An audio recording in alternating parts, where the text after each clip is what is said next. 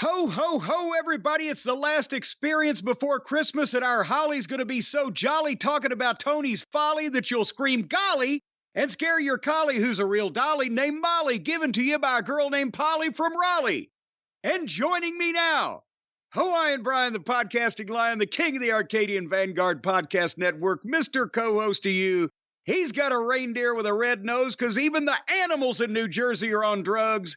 The great Brian Last, everybody. Aloha, Jim. A pleasure to be here once again. Weed is legal, so the animals legally, if they could, they can't legally walk into a place and buy it. So someone is giving the animals drugs. This is a problem. The herbal essence ain't the thing that's making the noses red on that reindeer crew. I have a feeling that Tony's got some reindeer lined up along with him. I don't know where this shit's coming from, but boy, howdy, just when we think we were almost paroled, Brian, it was going to be clear, smooth sailing, downhill, uphill, whatever. We've never resolved that argument. All the way into our Christmas break, and then a lot of people do and say, not in all cases stupid, sometimes just inflammatory things, and we got to cover all this stuff again, but we're almost there, baby. This is the last experience before the holiday break. We're coming up this week, so it'll be the last drive-through before our holiday break. No, we don't get on a cruise ship and go to Guatemala or whatever the fuck.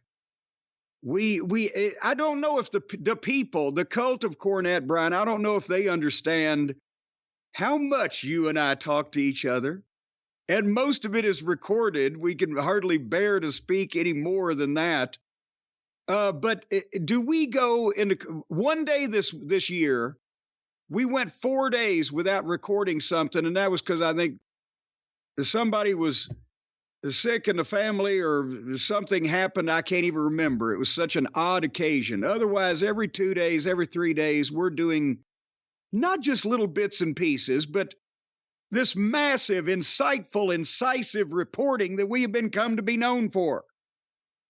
And it can be draining mentally. So I'd like to say that I've got the feeling when we take the 10-day break, 10 whole days, it's like either you went to the doctor and he says all the tests came back negative, or you've just gotten out of court, all charges were dropped. That kind of relief feeling as we go into the holidays where everybody's just so fucking jolly. They're shickled titless, as Mama Cornette used to say. That's right. This is your show. Are you listening to me at all? I am. What are your comments about how we're about to take the holiday break and we're about to have a respite from one another where you don't have to speak to me just like I don't have to speak to you unless somebody does something stupid. And then we got to do a breaking news update. Yeah, I'm going to be talking to you every day. Which I guess now that I've said that, and the likelihood of that, the probability is high, as are many of the individuals and participants involved in some of this stuff. So I guess we're still going to be talking to them. But we're not going to do full-length shows for at least that short period of time. We're going to have some omnibuses. See, I said it right. You said it right. Omnibuy.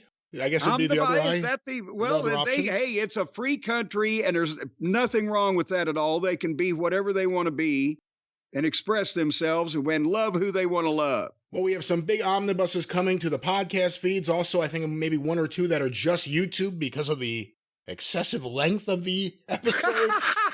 But, we will be back because think about all the things that are going to happen before the end of the year, likely. We have at least, 2 pay-per-views. We have the TV rights deal. Wait a minute. 2 pay-per-views. Where are you sneaking this other one in on me? We got the end of AEW's World. And then don't WWE have something right after that? No, they did that's the next one is the Rumble. We got a break this year. I thought they have a New Year's. They did. Apparently, was that the previous business administration that decided they were going to do a pay-per-view on New Year's Day and make it a thing? I don't know. There's a lot from the swashbuckling years of Vince McMahon. I need to go back and review again in retrospect. That is a word that does not get used often enough. I've said it many times. People I know have said it many times. Swashbuckling and swashbuckler. All of a swash buckled, all the various usages of that word. But no, I think we're good with them till the Rumble. The FBI gonna come get him. He's gonna fucking pull a knife out from his teeth and go down the curtains like Fairbanks. No. No, I'm telling you, it's not going to be that way at all. He's going to be like Jim West. He's going to spit a fucking handcuff key out of his inner jowls, and he's going to unlock the handcuffs, and then he's going to fucking subdue one of the guards with a nerve pinch, and then take a small scalpel or potentially even a razor blade. He might have a blade, and he's going to shave the guard's skin off his face and use that guard's face skin as a mask to escape. He'll walk right out of Titan Tower. No way. It's going to be like the end of Scarface, but instead of cocaine, it's IcoPro. You know, say hello to my little friend. I swear to God, the first time I was in Vince's office kitchen about 3 times in my tenure up there. And to explain this, when you would walk into the outer office, you'd open these glass doors, this glass wall, and there would be the desk where Beth Zaza, his executive assistant, sat. And then if you go on past her desk and turn right, you go into the room where that's the office with the windows that people have seen on the documentaries and the fucking Tyrannosaurus, dinosaur skull, whatever the fuck, all that shit, right? But before that office door, you could go off to the right, and they, like he's sharing it with the whole fucking class. He had a little bitty kitchenette area where he had, you had the refrigerator and you had a microwave and you had various things. If he needed some of his protein powders mixed up, there's the blender. Or if he needed his goddamn whatever weird shit that he ate and the power bars, whatever, it's all stocked in there. And a couple of times, I think just Beth said, "Oh, grab a couple of waters before you go in or whatever." And so I would just walk in there instead of having her get up. And I saw, this is where I was going with this, whatever the fuck that IcoPro was it a powder? I saw jugs of it, jugs or jars or containers, whatever they were. It was a powder, I believe, yeah. Okay, well, that's what it was sitting on the fuck. It was 1996. I thought that stuff had been discontinued. Maybe he was consuming the leftover after it got sent back from Walmart and Energy Plus or whoever sold it. Did they ever get it in stores? I don't remember ever seeing it in a store. I used to then maybe if it was just mail order, he got the rest of it and just stocked his office. Maybe that's he believed in it at least. Maybe that's what happened to his voice. All that IcoPro. Well, I don't know.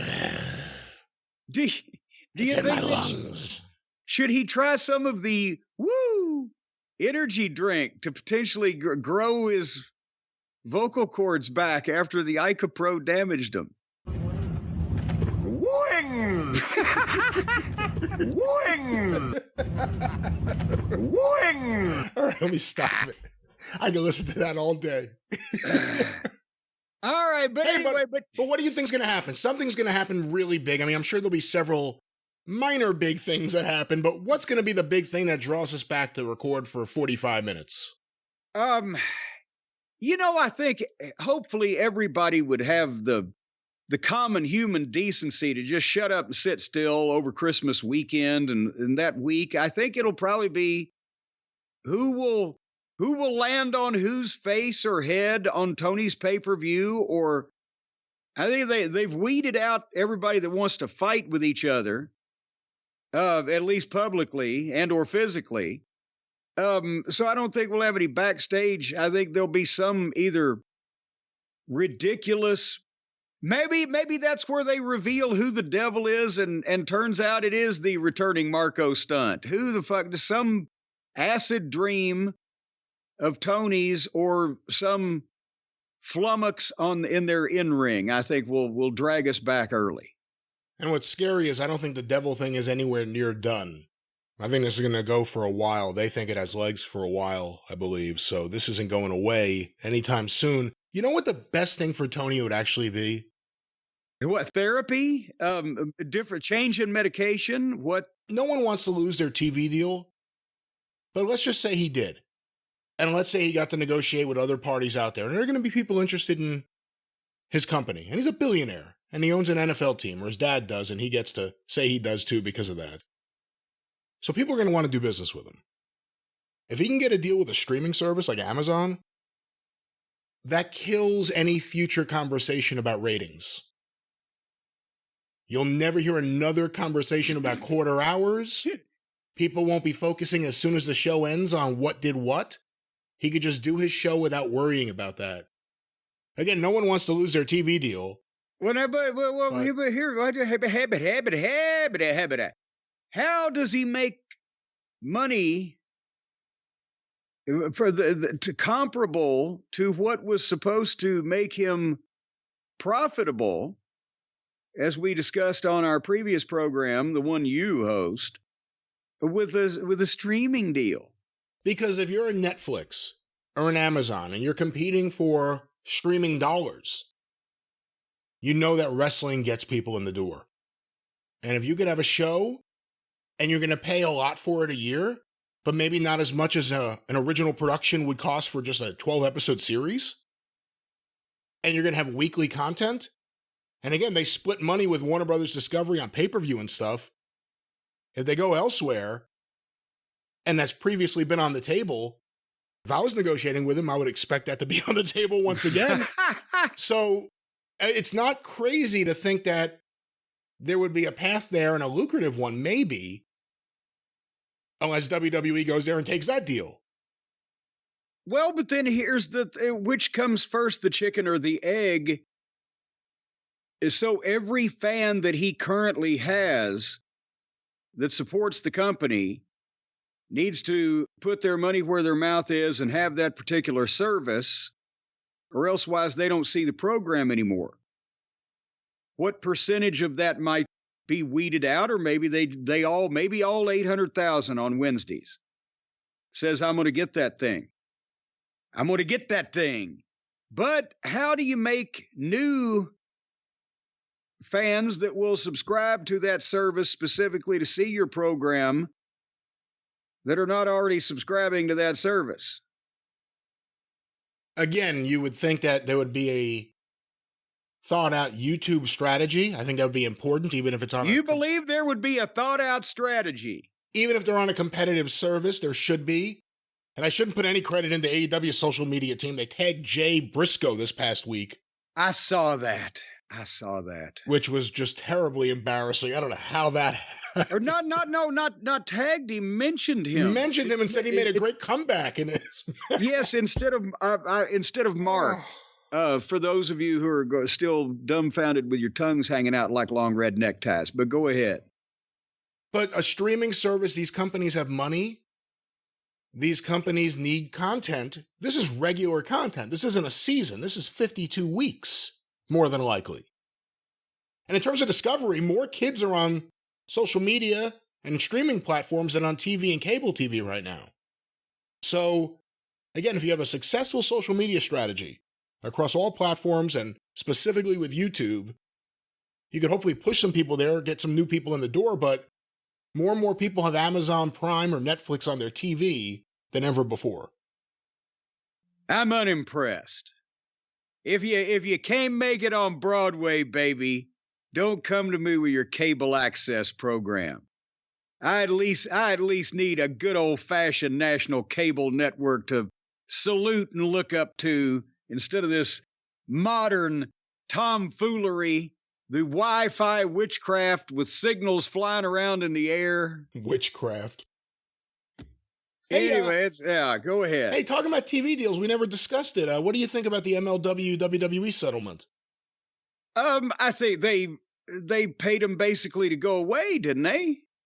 Because it's not Vince anymore. Vince McMahon, I think, would have rather had his toenails pulled out with a pair of pliers than ever settle a lawsuit that he absolutely didn't have to settle, right? I mean, how many times has he was noted for the exact opposite of what Turner Broadcasting in the 80s and early 90s was known for, which was they'd settle most anything because they were afeared of lawsuits, not only for wrestling, but just all the divisions they had.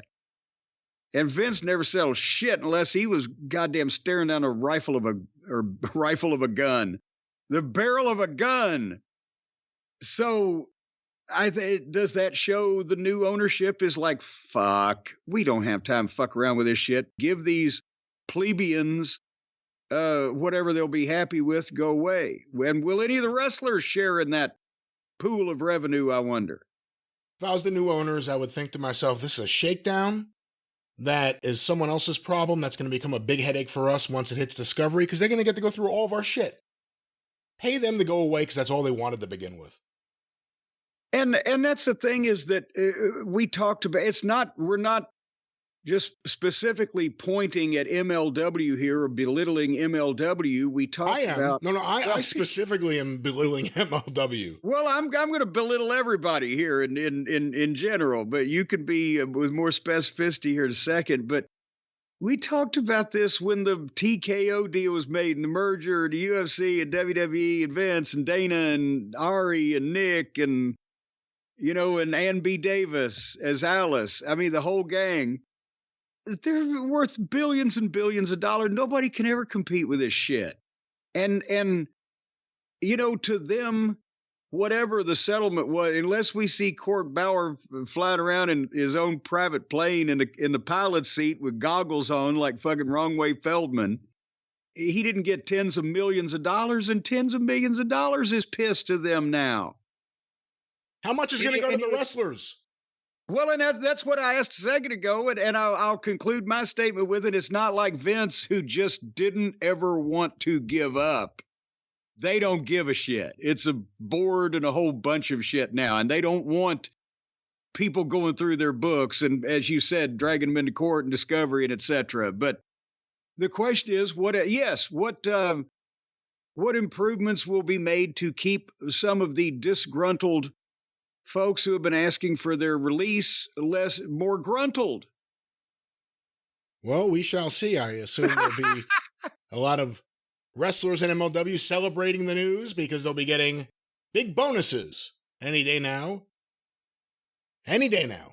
Any day we'll now. Just wait any day now. I think they'll be being thrown a bone instead of big bonuses. Does anybody say that anymore in the wrestling business? Throw him a bone?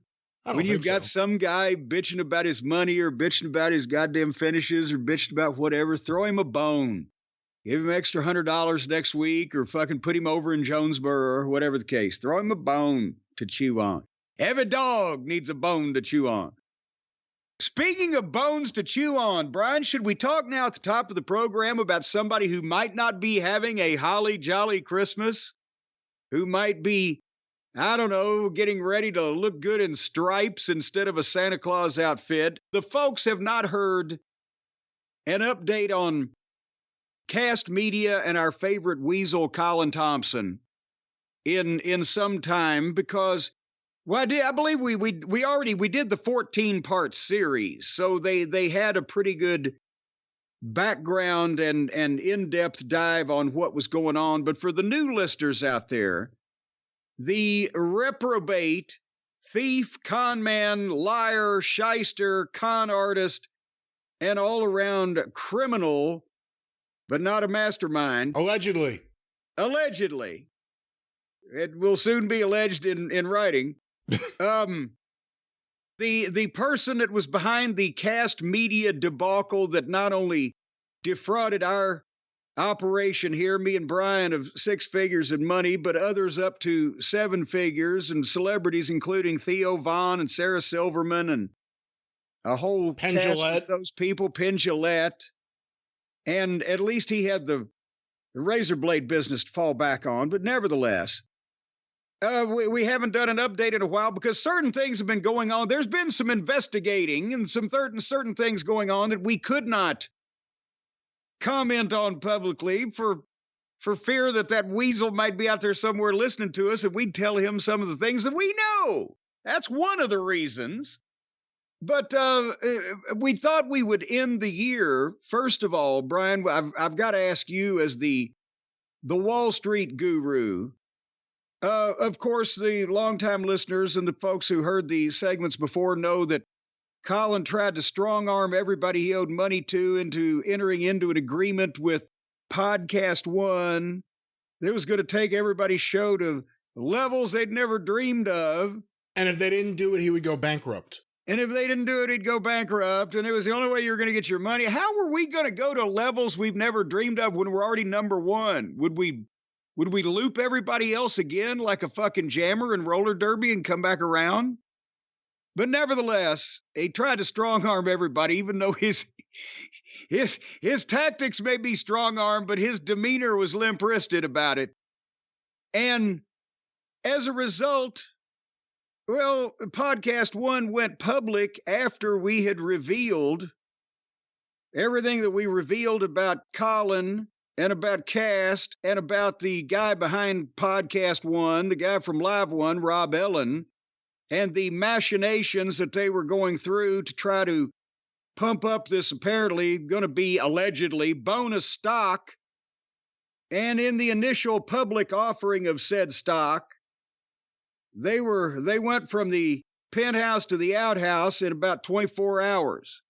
And Brian, so my question to you is, have they got out of that outhouse yet? Or are they stuck in a 2-story outhouse on the first floor?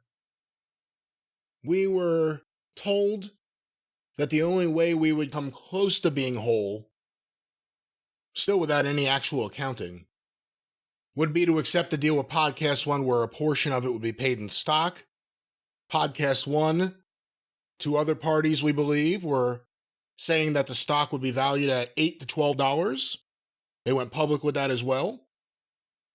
The stock today, the stock that we refused, by the way, if anyone hasn't been able to tell, we're having the best time we've ever had with the show right now. And we're doing fine. PodcastOne stock as we are recording, $1.68. And it debuted at $8 that sunny morning that it went public. No, it didn't debut at $8. They wanted it to be $8, and as soon as it opened, the market decided, you know what, $5.80 sounds more appropriate. That's right. That's right. They had set $8. It started at $5.80, and it's now $1.68 with a market cap of $39.2 million. So if you have $40 million, you could buy all of PodcastOne and and figure out how it's worth that much even right now. Well, it's worth that much because Rob and his now apparently not close friend, Colin, got together and said, hey, we'll print up a bunch of certificates of stock in this fictitious company that we're going to fucking strong arm people into working for. And we're going to say that it's valued at tens of millions of dollars and get people to buy pieces of it. And then we're all going to move to Calabasas. And for the record, PodcastOne, 80% of it is owned by Live One, the parent company. Yeah, Rob Ellen's company. Well, here's another. This is Rob Ellen is the CEO that tried to strong arm me via email with a veiled threat that I believe I ended my last communication with him was you go fuck yourself. But nevertheless, this guy, CEO of a multi-million-dollar company, what's that stock worth? The parent company? The parent company of the $1.68 PodcastOne, 80% is owned by Live One, which is at $1.05. And I just hate it that Rob and Colin the Weasel are having a miserable Christmas while, Brian, as you mentioned, not only of our because now we are in complete control of not only our podcast and our intellectual property and our trademarks and our feed and our YouTube channel and also our advertising agency who works directly for us. We own everything and control everything, and we get the numbers on everything. So thank you, Colin. And our new advertising agency is already doing a better job than you ever did. So thank you, Colin. And we got a better deal. So thank you, Colin. And we got all of our sponsors back because they heard where you took their money that was supposed to come to us and shoved it in Calabasas. And so we got all of them back, and now the podcast is doing better than ever. And we're having a holly jolly Christmas, and you miserable piece of shit, are hiding under a rock out there on the coast somewhere, not knowing whether to wind your ass or scratch your watch. And you don't know what we know, and you don't know when we're going to tell you. And Stephen P. New is aching to take a trip to California, and he's got a new co-counsel named Andre the Giant, who's going to put the big giant splash down. So I just want to say hello. There may be some trademark issues with that, but we'll work on it for the future. I just wanted to say hello to Colin and his ilk. Rob, nobody's hearing from Colin these days, and even the PodcastOne press releases don't mention any involvement with Colin Thomson or Kast Media anymore, do they? No, it's very interesting, and everyone needs to remember his name, Colin Thomson. If he still has the ridiculous hairdo, he had ridiculous frosted tips. If you see this clown, that's him. This guy, who owes us a lot of money, again, we're doing great, but that doesn't change the fact that he took our money. We never got it back. We never got the accounting. He kept billing. So there's a few $100,000 that need to come back home. But we'll get there. That doesn't change the fact that we're doing great now. We could celebrate where we are today here at the end of 2023. I don't know if Colin could do that. You know, he said the quiet part out loud. There was an interview a few months ago. Forget which publication had it.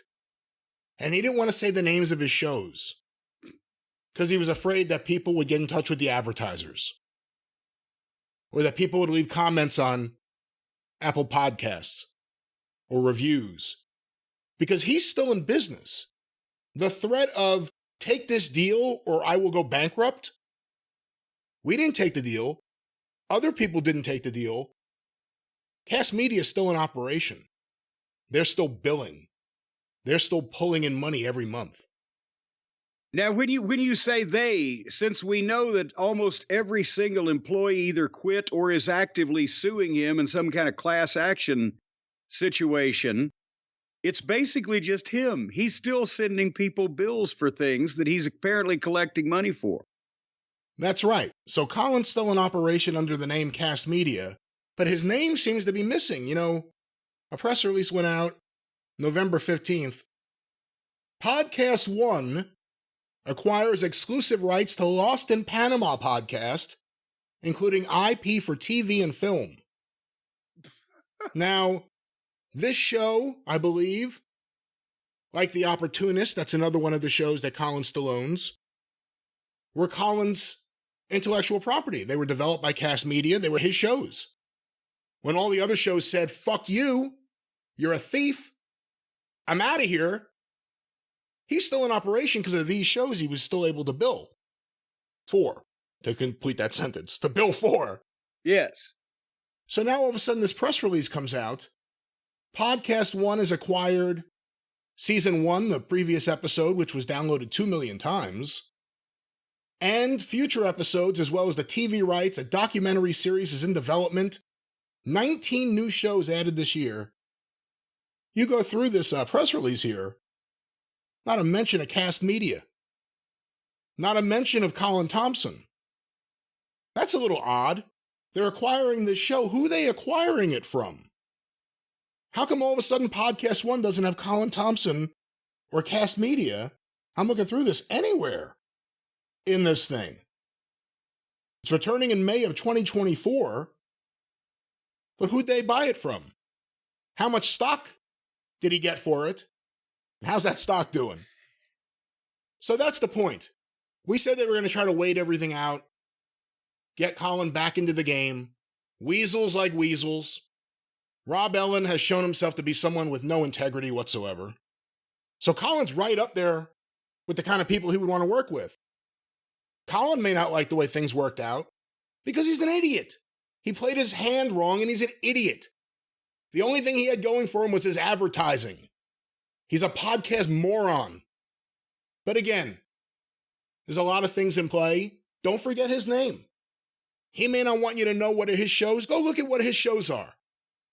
Let those shows know what you think of the fact that they make money for the person who stole money from a bunch of shows, including Jim Cornette and Brian Last. And he's still in operation, folks. And from innocent parents of special needs children. Because I don't know how much, there's a limit to how much sympathy you can probably drum up for you and me, because they know we'll make it. And look, PodcastOne can make deals with some of the desperate shows that were Kast shows that are just shit out of luck. These are shows that are never going to really get popular, never going to really make real money. And PodcastOne is promising the world with programmatic ads. If you listen to a show that's a PodcastOne show and you're like, man, there's a lot of fucking ads in the middle of this show, that's their business model. Overload the shows with programmatic ads. It's a model that we reject, by the way. Ours are done in good taste and with decent professional lighting. So this is going to be the last thing we say for a little while. We have to go radio silent for a variety of reasons, but as soon as there is an update we can give, we will give. But the point here at the end of the year, we kind of end this year the way we ended last year. Where's our money, Colin? But we're in a better position today than we were a year ago. And in life, you can't let creeps like this intimidate you, lie to you, steal from you, cheat you, and think they could bounce off and just go hang out in West Hollywood. No. So, more to come. And in the meantime, Colin, maybe you're going to hear from Sergeant McCoy. I don't know. Maybe you're going to hear from Andre the Giant. I don't know. Or maybe you'll hear from this man. Wings! You don't know what's coming, but it's coming. And by the way, if you hear this has all been approved by our lawyer, the esteemed Stephen P. New. Happy birthday, Stephen P. New. We love you.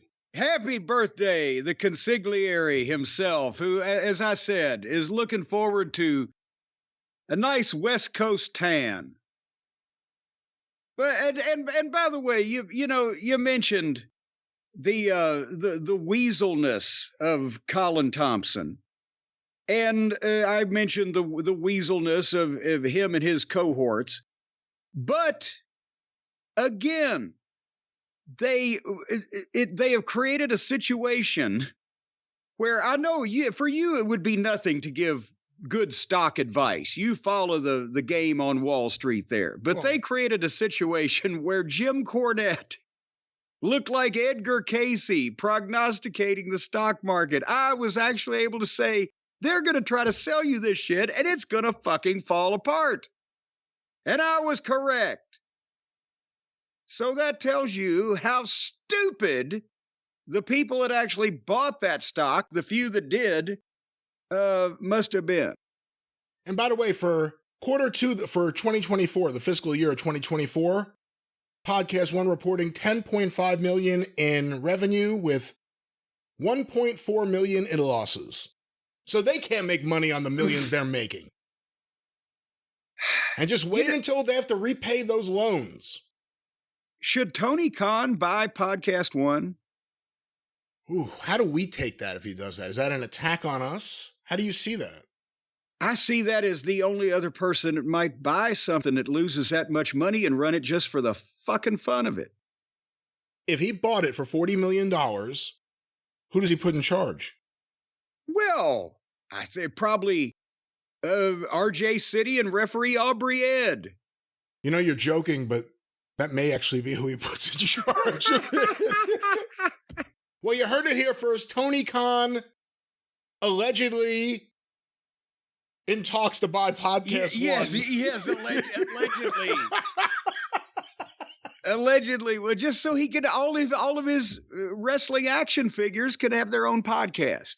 If Tony Khan lets it come out that he's going to buy PodcastOne, does Nick Khan go and set up a meeting with Rob Allen? No, I don't think that. It appears to me that if you actually met Rob Allen, at least the way that he writes English in his emails, you would think that he was the guy that fucking invented huffing goddamn kerosene behind the barn and instantly dismiss him as a serious person to speak to. You know, one day, and we can't do it today, we're going to end this segment momentarily, but one day after some other things get taken care of, We need to talk more about him because when we talked about him, we got feedback from a variety of people who hate this man. Like, we think he's a mook and we can laugh about him and he tried to rip us off, but he's a jerk off. But there are people who fucking hate him, and he's alleged by former investors to have ripped off them, the investors. Apparently him and Bo Dietl, the famed investigator, private detective. Oh, good Lord, that private eye character with the fat jowls and the fucking stubble was always on news shows for years. A New York legend. Well, apparently they have had a feud because he got ripped off. Apparently, this is the weirdest one. Apparently he got sued, Rob Ellen, by the widow of Brandon Tartikoff, TV legend, programming legend, because he rented her house and wouldn't pay. I mean, there's a whole bunch of stuff, a variety of lawsuits and depositions. Like, more people don't like this guy and are just waiting for anyone to talk about him. They just send all this shit out. But maybe in the future, but more things need to happen, and stay tuned for those happenings. I need to hear more about the problems with Mrs. Tartikoff. Lily Tartikoff. Lily Tartikoff. Well, she certainly did. All right, I want a couple of things real quick. I've just got things I've jotted down. It's that time of year that people are sending cards and gifts, and I appreciate it. And I've been to the post office at this point in time. I want to thank Charlie from Starkville for the Cracker Barrel gift card. And Dan Rhino from St. Louis sent me a copy of the excellent Wrestling at the Chase book, and I thank you also. Another kiss ass. You didn't get your Cracker Barrel card from Charlie? I don't even know if there is a Cracker Barrel anywhere near me. There's a Cracker. That seems more Southern Jersey. Anywhere around the civilization. That seems more South Jersey than up here. South Jersey, it seems to me, would be like the Bergen Hunt and Fish Club, isn't it? No, that's nothing near South Jersey. Is that North Jersey? The Bergen Hunt and Fish Club, which kept their neighborhood safe, is over in Brooklyn, and South Jersey is in South Jersey. Oh, I thought, well, Bergen, there's a Bergen, New Bergen Jersey. County. Bergen County. Well, who is this Bergen, and how did he get be a big deal that all these things are named after him? He was a ventriloquist. He was very popular. God damn you. Oh, thank you. Thank you. Ladies and gentlemen, I'll be here all week.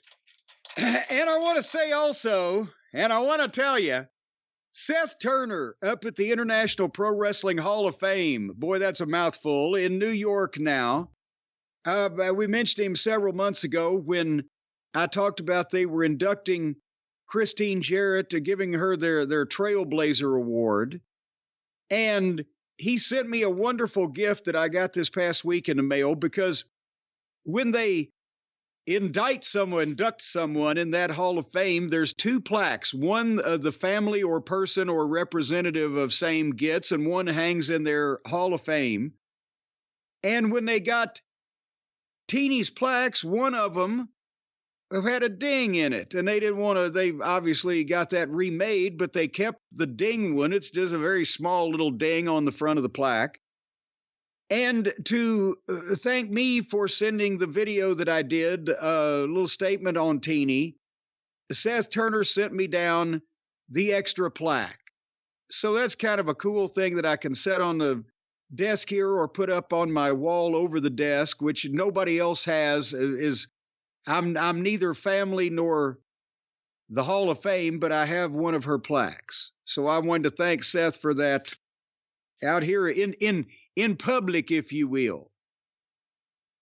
What kind of plaques are you getting this Christmas? None. Yeah, see? I'm sorry. I didn't know I could just take the plaque off the wall of the Hall of Fame and send it to you. Hey, here's a gift for you. Something that's supposed to be in the Hall of Fame. See, if you were more thoughtful, you would. Seth Turner's a crook. You would know if he's the guy up there. He's running the fucking thing. He took it off the wall and sent it to you. That's not the way it's supposed to work. This is not the one that went up on the wall. I need evidence. See, and now here's the thing. If people are not sending you plaques and you are not thoughtful enough to, if you go out and you see a plaque that you think I would like, you never just take it off the wall and send it to me. No. All right. I got a few wrestling plaques, though. I have one for Paul Bosch from the city of Houston, honoring him. And I have one for Roy Shire from San Francisco, honoring him. And that's the wrestling. Oh, I have a Paul Jones, the promoter. I have his Wrestling Hall of Fame plaque. Oh, I remember when you got that, you sorry son of a bitch. I'm not sorry at all. Well, I have a number of plaques, I'll have you know. And my dentist has removed most of them, but some of them are coming. All right, I've got another email, but I'm skipping that. It's a sad email, and why ruin the mood? And that one is too. So fuck it, I'll just take that one out. I'm looking for something to perk us up. We'll come back with that in the new year, because we'll all be sad in 2024 again. Here is a card that I got, an actual card in the mail, handwritten, from Pete. And, well, he's from Virginia, but he resides in Georgia, as he will say here in a second. Mr. Cornette and Mr. Lass, see, he's a mature adult and has proper respect, even to you, for whatever reason. Hello, Pete. Thanks for joining us.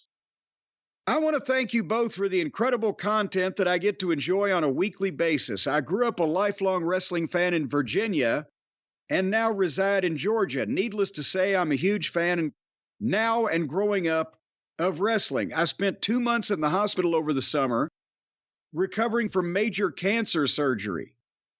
And Pete, we're glad you're recovering and out of the hospital. But he says your reviews of AEW brought a smile to my face during a time that smiles were hard to come by. So he thanks us and says happy holidays. And Pete, we thank you for listening, and we're glad you nipped up. But I don't know should we take thanks for the material that AEW just hands us on a plate, Brian? Do we really? I mean, you can't write this shit. We couldn't write this shit. Nobody would believe it if we fictitiously said what this wrestling promotion was doing. Do you ever feel like they're doing the show? And when I say the show, I mean Dynamite and everything that happens in that company off TV. That they're doing the show for us? You know, just to give us something to comment on. What'll Cornette think of this? I'll take a shit and I'll eat it and I'll throw it at you. And then I'll catch it and I'll fling it back because I got one of those goddamn croquet thing. Not croquet. What is that? Well, now I've blown the joke. What is that? Highlight. Okay. All right, I have an old friend of mine has written me. Well, we're happy that Pete's getting better. That's what I wanted to say. Yes, well, you distractified me. We're happy Pete's better, and hopefully he'll be better yet. And hopefully AEW will be better, but I wouldn't put any money on that. But anyway, I got a letter from my old friend Jasper Tappin Butts. And it's been a while since he's written, but he had a couple of observations. Would you like me to read his letter to me? I don't remember ever hearing this name on the air, so yeah, let's hear this. You don't remember Jasper? All right. All of these people, he says, are talking about how Tony Khan's handling of the CM Punk tenure had terrible results now that Punk has debuted for the WWE. But Jasper said, let's not forget what Tony gained since Punk was fired. And he lists the top 4 things that Tony has gained since he fired CM Punk. Would you like to hear these? I know what number 1 on the list is. What's that? Wing! No. I'm trying to give a serious list. Okay. I was the wrong button. I'm sorry. Yeah. I mean, it's a serious list. This was worked over by experts. The top 4 things that Tony Khan has gained since Punk was fired. Number 4, he gets to exchange pleasantries with Colt Cabana once a week. Number 3, no more emails from Matt's wife complaining how overworked she is from handling all the CM Punk merchandise. Number 2, can give the 30 minutes on pay-per-views that were previously allotted to Punk matches to more deserving wrestlers like Chuck Taylor, Gravity, and Brandon Cutlet. It's a real skill to put the list of 3 names together and have it mean something, and having Gravity in the middle there was the right punch. Gravity, well, see, Gravity brings everything closer together. Oh, that was good. Oh. And number 1, and we're done here, no longer has to take time out of his day on Sunday listening to fans and network brass telling him how great Collision was on Saturday night. And that's the things that, yeah. What do you think Tony's more upset about? I'm being serious. I know it sounds like a joke question because it should be. That Punk doesn't work for him, or that Punk's not his friend anymore? That Punk's not his friend anymore. Yeah, I think the same thing. Because, Punk nor Hulk Hogan nor Steve Austin or The Rock could draw enough extra revenue to Tony Khan's wrestling company to make a difference in Tony Khan's personal lifestyle. Could they? Because what would that be? He's spent over $100 million out of pocket on a wrestling company, and he ain't. Nobody said he's going without anything. He's not eating the ramen and the hamburger helper. So even if he signed The Rock and The Rock drew him $40 million extra dollars, it wouldn't be like that's, going to make a goddamn mind-blowing difference to Tony Khan. But if The Rock or CM Punk or any of these people actively told him we're not friends anymore, I believe he'd probably lay awake at night longer than he already does. Don't you think? I think so, and that may be the other cure. If some woman would just come along and wildly fuck him, probably change his personality, make him see things in a different way. I'm just trying to figure out the personality of that woman. Well, she's a hooker. Well, there's some things that even money can't buy. I don't... Allegedly. All this alleged. I could believe you could get a different one every day, but I don't think you could get the same one 3 days in a row. How about that? If you were a billionaire and you were single and young, would you want to meet someone who knew you were rich? Or would you want to dress like a frump and meet someone in a bookstore or something, just start talking to them and get them to actually like you? Then you reveal, by the way, I'll be on my dad's super yacht this weekend. Would you like to come? It depended on what the scenario was that I had in mind. I mean, was it to be an anonymous type of thing, or was this, something that, well, nevertheless, we don't want to go into that. And then also that would have depended on what kind of underwear I was wearing. But nevertheless, Tony, getting back to him. Or Jasper. We'll talk more about his various relationships later on. And I had one more thing I was going to do here before we do something else. Oh, I said on the drive-thru I was going to try to read Sean Delaney's book on pro wrestling in Evansville in the 60s enough to discuss it for a minute, and that has not happened. I'm 8 pages farther along than I was when we last recorded, only because by the time that I sit down or lay down at night and open the fucking book, I get 2 pages in and go to sleep. So I'll try to say something about this on the drive-thru. But Sean Delaney, Pro Wrestling in Evansville, the 60s, adapted from the 400 Court Street podcast. Find it on Buy More Press, and they want you to buy more, but it's spelled BIMOR. It's on Amazon. You can't buy less. It's on Amazon, I believe. It's on Amazon. That's what it is. Well, I'm just giving all these buzzwords. That's a new term. It's like a media scrum here. It's amazing. Yes, and also best nonfiction from something somewhere. It's a nominee. And buzzword. Everything is Great by Tony Khan. Everything is grateful in its own way. Well, what have we talked about? Have we done all of this? Have we done that? Have we done the other things? Should we talk about some of the wrestling from last Wednesday night that Tony gave us? Well, I think we have to, because there's things that happened after that we kind of need to talk about this putrid Dynamite first before we get to that. Before we talk about how the putrid shit that they were setting up fell apart into more putridity, we must first tell you what they wanted to do to begin with. The AEW episode of Dynamite from December 13th that was subtitled "Winter is Coming" better be subtitled, and it's going to be long and hard, so Tony better have done some canning if they're going to eat. That used to be a big deal for them, right? 2 years in a row. That was the show that Sting debuted at. Winter is Coming. That's why it snowed every week for fucking a year after that. And I guess, did they lose their budget for snow? Now Sting just walks out in whatever weather that comes about. Could be raining, could be hot, could be cloudy, could be sunny. Well, it can't be sunny. She's in jail. If he had stayed Surfer Sting, do you think that Tony would have paid for sand to be brought to every town? That would have been, not only that would have been great, but also his arch nemesis could have been the original Sandman.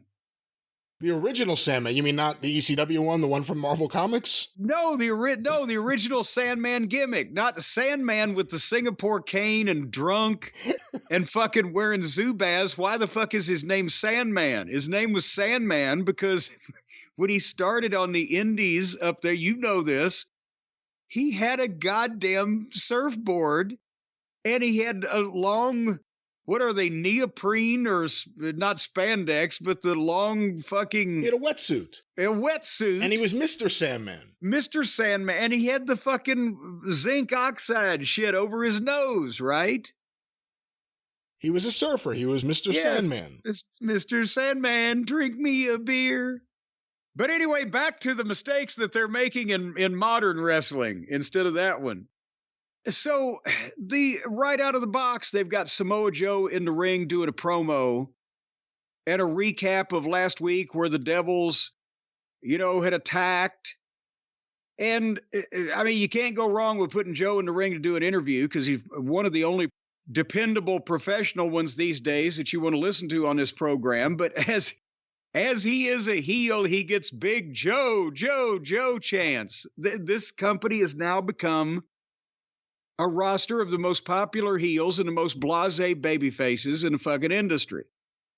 So he did the promo talking about taking care of MJF until his title match. If he wanted to take care of MJF, he ought to kept him out of the ring with Jay White.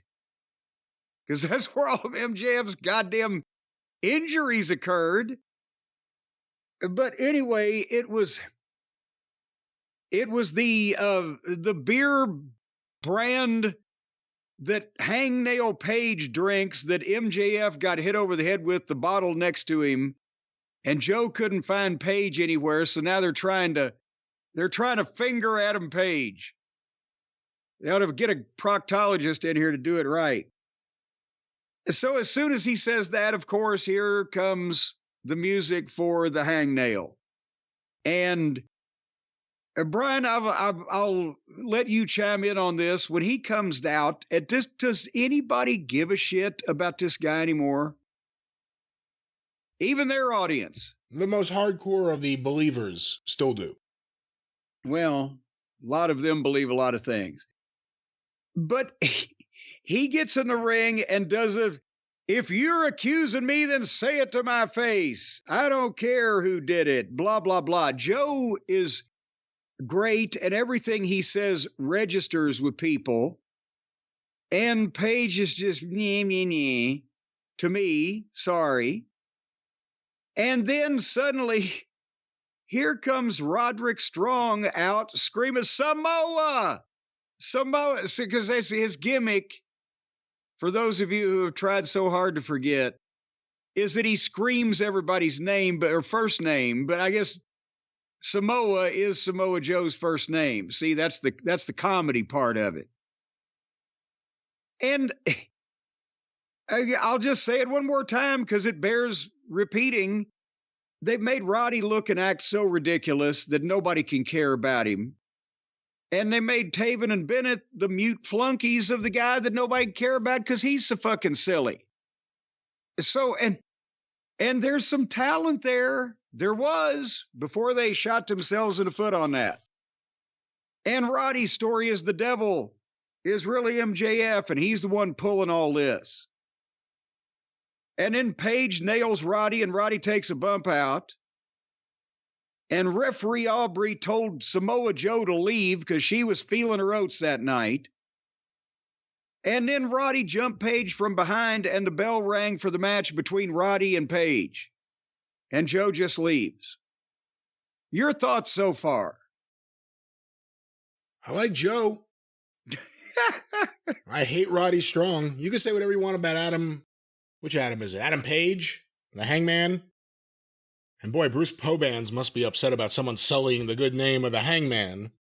But Roddy Strong is the one with go-away heat, not Adam Page. Oh, I didn't say Adam Page had except with me, he's got go-away heat. But I mean, it's not like that he's electrifying even their crowd when he comes out. They're not standing up and jumping up and down going, yeah, Page, get him.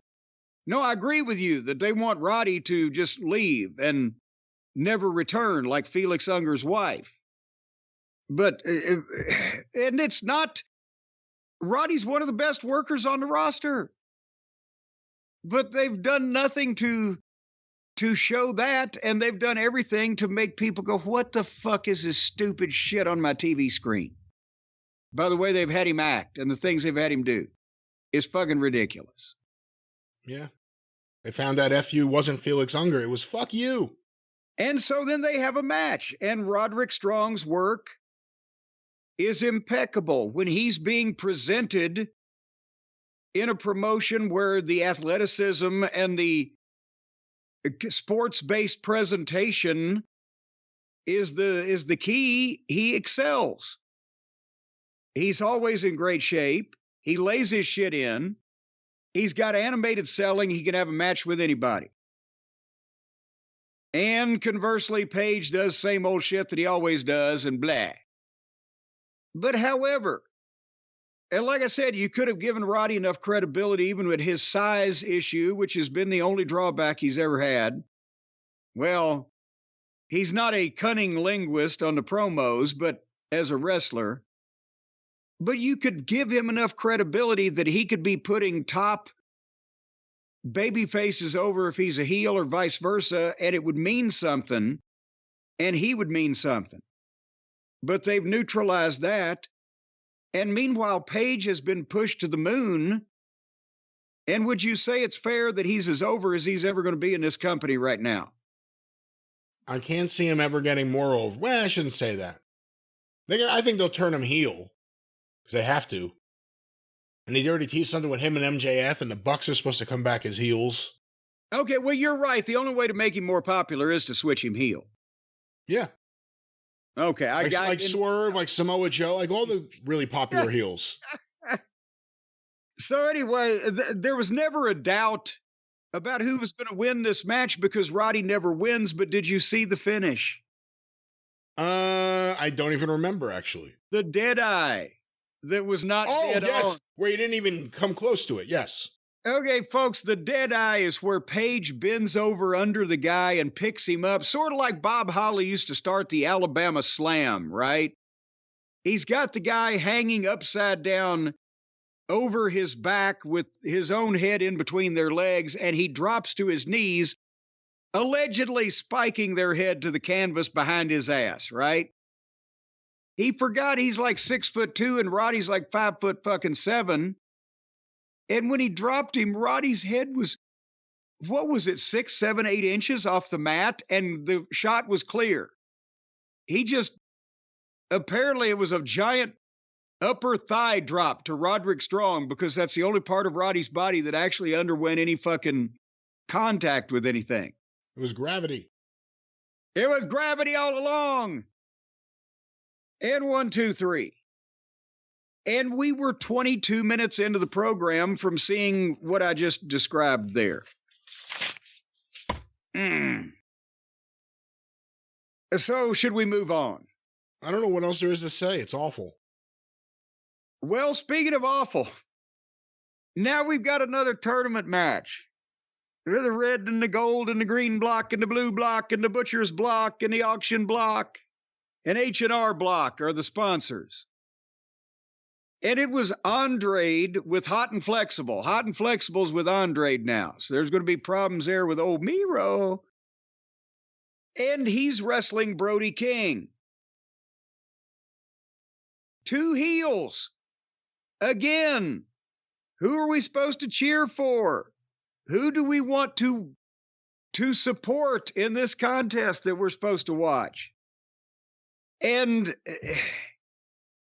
by the way, Hot and Flexible is with Andrade, but she couldn't come out to the ring because all the managers and seconds and interference are barred. Remember, we got to make mention of this, that they've now established that any time that anybody interferes in a match and fucks up the baby face or steals anything or the heel tries to get heat, it's the fault of the promotion because they can stop it when they want to. Right? If they get banned seconds from ringside, yeah. And no interference. They say, go further, they say seconds are banned from ringside and no interference. So nobody's going to interfere. So they've just killed their whole goddamn fucking business, their whole logic, their whole fucking, the Bible of wrestling. If you prove that the promotion can do something to stop something, then you can never use it again without getting heat on the promotion. You know, I think it doesn't apply here because there's so much other stuff that AEW will do to get heat on themselves. People forget about this one. Well, I mean, that as soon as they said that, I said, what, are you out of your fucking mind? You can advertise seconds barred from ringside, and that's been done for decades and decades. And you can do that, and then you either honor that and the heel finds a way to cheat on his own and blah, blah, blah, or maybe that's the way that the babyface gets even, or maybe one of the manager tries to come down dressed as the popcorn vendor and gets foiled or whatever the fuck. But you can't do just a blanket. Not only is there no seconds, but nobody's allowed to run out. Nobody's allowed to interfere in any way. Well, then you have to bite the bullet and say, okay, we can never do this again because it will no longer get heat on the heel. It'll get heat on the promotion because we can stop it when we want to. Fucking morons. Anyway, 15 minutes later, after the bell rang, Andrade won with a DDT. It's not, all these heels also win these matches with a clean finish and nobody cheats. And then, did you see the segment with the Von Erichs? I did. I was disappointed with it. Disappointed would be a mild word. They were in Dallas, or the Dallas Metroplex, the area, wherever this building is in the suburbs. And they had Renee Moxley Good in the back with Kevin and Marshall and Ross Von Erich. They are the guests. They're the subject of a brand new major motion picture. And they're legends in the state of Texas.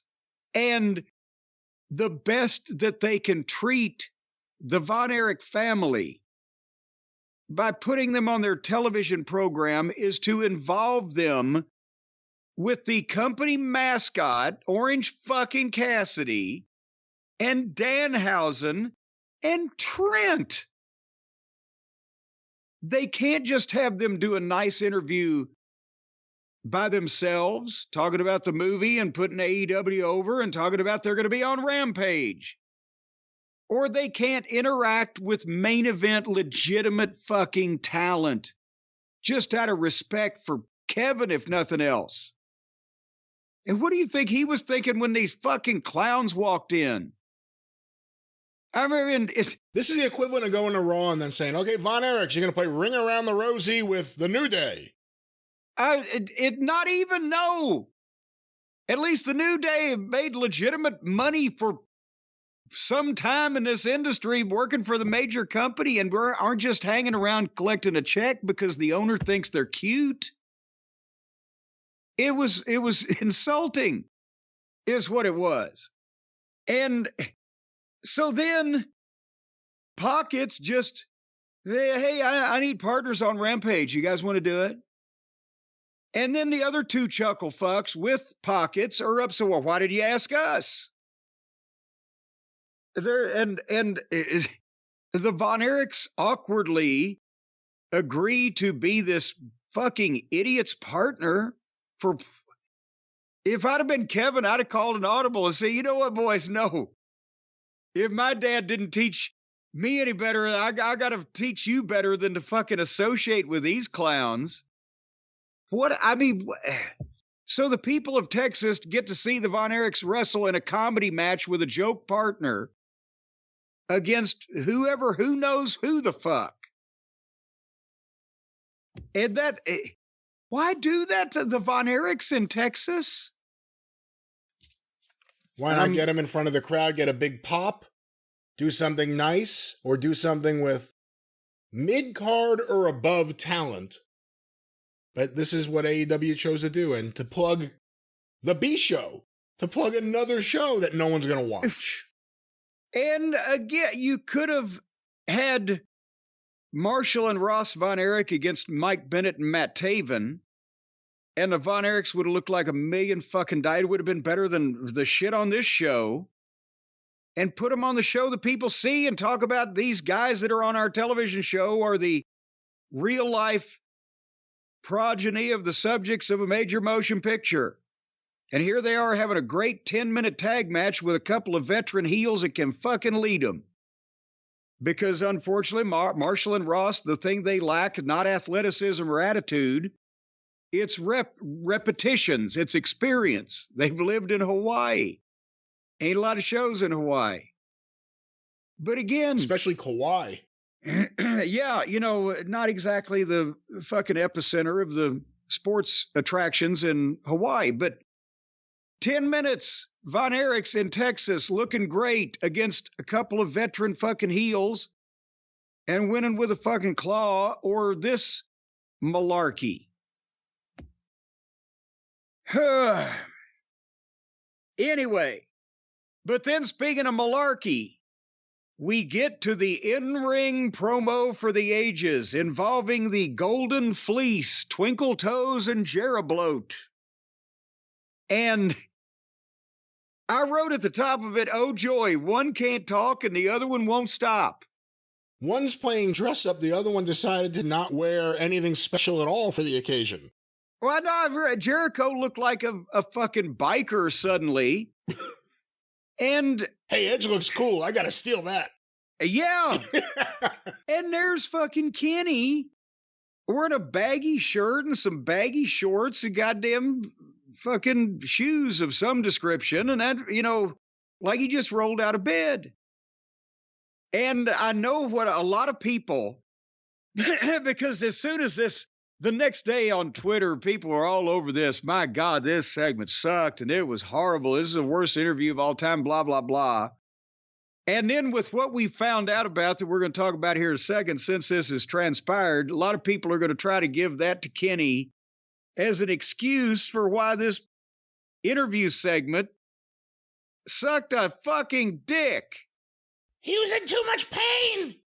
No, he couldn't form a sentence. No, because then in that case, he's in constant pain because he can never form a sentence. This was the classic Kenny Olivier promo. He has no conviction, no bass in his voice. He sounds like Mr. Rogers with Harpo Marx's fucking hair. He's blasé about everything. He's the most unaggressive fucking baby face you've ever seen. Nobody that you would want to represent you in a fucking fight of any kind. And he can't string 3 sensible sentences together that would make anybody interested in what he has to say. And this was just a classic example of that because nobody else had anything to work with much either in the whole segment. And it brought it all to light. And to blame his upcoming illness on, the crummy promo was classic Kenny. But they came out, Jericho and Kenny, and started cut a promo about Ricky Starks and Big Bill attacking both of them. And Jericho called him out. At least Jericho sounds like he means something. Even if, then there's the troubling visual of how his fucking, dissolution is going these days, but he sounds like he means it. And then here comes Starks and Big Bill. And Starks, he did cut the promo. He told Jericho that he sucked the life out of everything he touched, the Inner Circle, the Jericho Appreciators, etc. But then Kenny just started blathering on. He was apparently trying to say things that he assumed might be cute. But it was boring. He didn't get to any point. He said nothing to interest fans in any kind of match. Everyone's face told the story. Jericho had a moment where he's like, what's going on here? And then Ricky Starks' face was all about, how much longer do I have on my contract? Yeah. Because Starks is out there trying to look like a star, and every time he'd get the opening to talk, he would try to interject some kind of life into this fucking thing. He told Jericho that he beat him twice. He reminded him of that. And every time Starks would get a chance to talk, he would try. And that's the problem, is you could tell you could almost see him sweating because he knew he was trying. Big Bill even spoke, and that's not probably an idea they ought to repeat. And everybody was boring. And Jericho and Twinkle Toes were given the heels joke names for their team, and somehow they were accomplishing both getting bleeped by the network and falling flat with the live audience at the same time. Because the reaction that wasn't there wasn't what was getting bleeped. I think there was a murmur when they called fucking Starks a new Enzo Amore or whatever. But it was much of it was unintelligible. It was like, what is this with Omega? What is this fucking guy saying? And then he bid everyone, and I'm not making this up, I wrote it down. Adieu, goodbye, mwah. He made a kissing noise. And good night, ba-bang. Good night, adieu, goodbye, mwah, good night, ba-bang. Less cringy than Jericho trying to get Big Billy Starks as a chant going. Well, why does this douchebag think that that's a thing that's over? Is that a thing he used to do, good night and bang for the Bullet Club or whatever, when he was in that in Japan? Let me explain something to you about the true believers, the moron fans who love Omega's matches and also have been insistent that he's a good promo. Because he would wrestle these matches in Japan, and then afterwards, when he's out of breath, he would get on the mic, and he would talk a little bit in Japanese, because he learned it over there. And then he would do the breathy, and then at the end, it was always the adieu, goodbye, mwah, mwah. He's like Miss Piggy. I mean, literally, he talks like Miss Piggy. He behaves like Miss Piggy. I think Miss Piggy has been a big influence on him. Are you trying to say that he's got a hand up his ass too? I'm just saying he speaks in a very similar way to Miss Piggy, but he's always done promos like this, and they've never been good. And but now they found out that he doesn't have to wrestle the match first to talk like that, because that's the way he talks. The sound of air escaping from a douchebag. He was in so much pain. You're lucky he was there.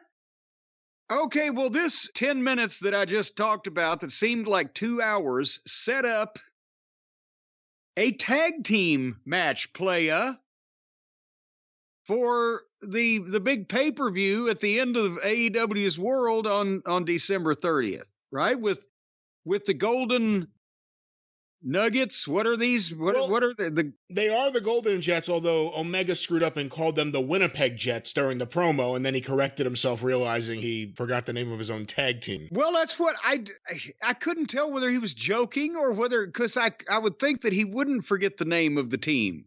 But then it sounded like he had, and I couldn't. That's one of the unintelligible things I was talking about.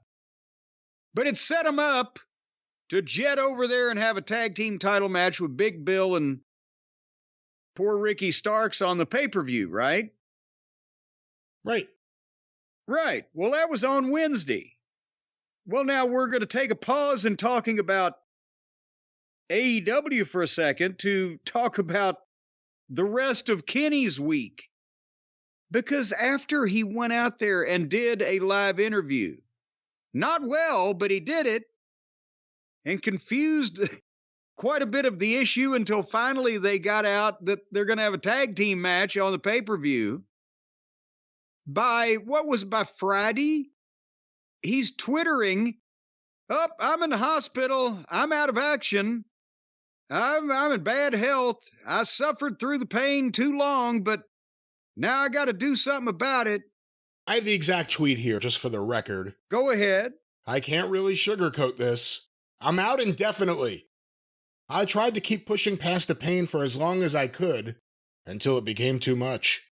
Luckily, doctors caught me when they did. I'll be here, so in the meantime, please enjoy wrestling," with a photo of an unkempt Kenny Omega with a thumbs up for a positive spirit. In a hospital gurney, bed, apparatus, gown, some description. It might be a gown he wears at home. No, that is a hospital gown. There are different looks kind like of gowns at home. Gown he might lounge around in. That's a hospital gown. Stop it. Well, I don't mean to accuse him of not being fashionable, but, But nevertheless, this is fucking Friday. And he just set up. You had to know. Did you not have to know? Did he just... Because here's the problem. You know what they've said that he's got. He didn't say it there, but you know what a lot of people are saying. Diverticulitis. He got problems with his guts, Brian.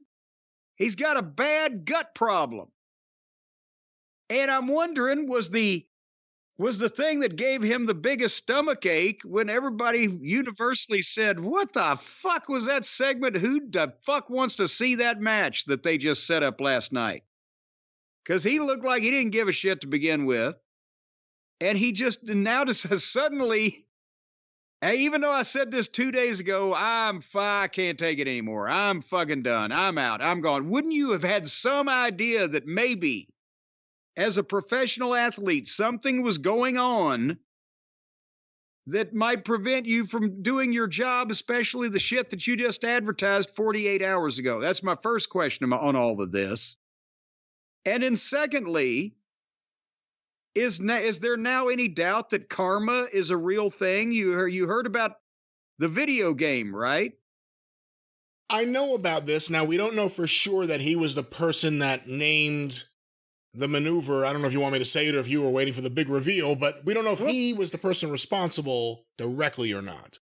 Well, the big reveal was revealed when people started laughing about this. And we're not making mockery of any medical condition that Mr. Olivier might have. We're making mockery of the timing and how somebody else has pulled the rug out from under Tony Khan, the most agreeable boss in the world.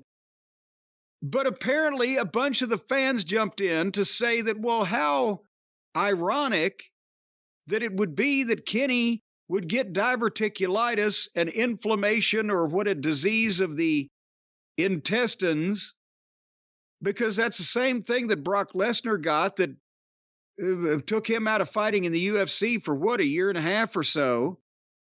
And in the AEW video game, they have you able to do Brock Lesnar's finish, the F5, but they couldn't call it the F5. I guess WWF's got that trademarked. So they named the F5 in the video game that Kenny was the point person for, in charge of, if not responsible for all details, diverticulitis. So it's just, you can't write this shit that they make a video game that not only bombs, but the guy that is in charge of the video game has the same illness that they are mocking Brock Lesnar for having in their video game that bombed. And that guy was the point person for production of aforesaid video game. What the fuck it's not Vince Russo, it's O. Henry writing this shit. You know, when he came back, I got some grief from people because I said he came back too soon. He was out for a while, and he still came back too soon. He had to wear a bodysuit the first time. He clearly was physically in a lot of pain. And you would hear from people in the company that Kenny Omega is very clearly in a lot of pain. So, not surprised that he's in a lot of pain. Surprised at the timing, I guess, but he's saying that he just discovered quickly that he had diverticulitis. I don't know too much about it. I think of the Joe Piscopo bit on SNL, like at 81. Boy, but if he's pushing through severe abdominal pain without getting it diagnosed, it's not hard to, I don't think, to diagnose diverticulitis or to figure it out that you've got it. But if he wasn't going to oh shit, my fucking guts are on fire, but I'll be all right. You're a professional athlete and you're advertising matches and pay-per-views and etc. Go to the fucking doctor. It's not a goddamn, oh shit, I hurt my fucking knee in a match. It couldn't be helped. That's an ongoing medical condition that I would assume would be getting worse. And you would figure one would do something about it before 2 days after you announce your pay-per-view match in 2 weeks. Think about how WWE lucked out with the Elite renewing with AEW.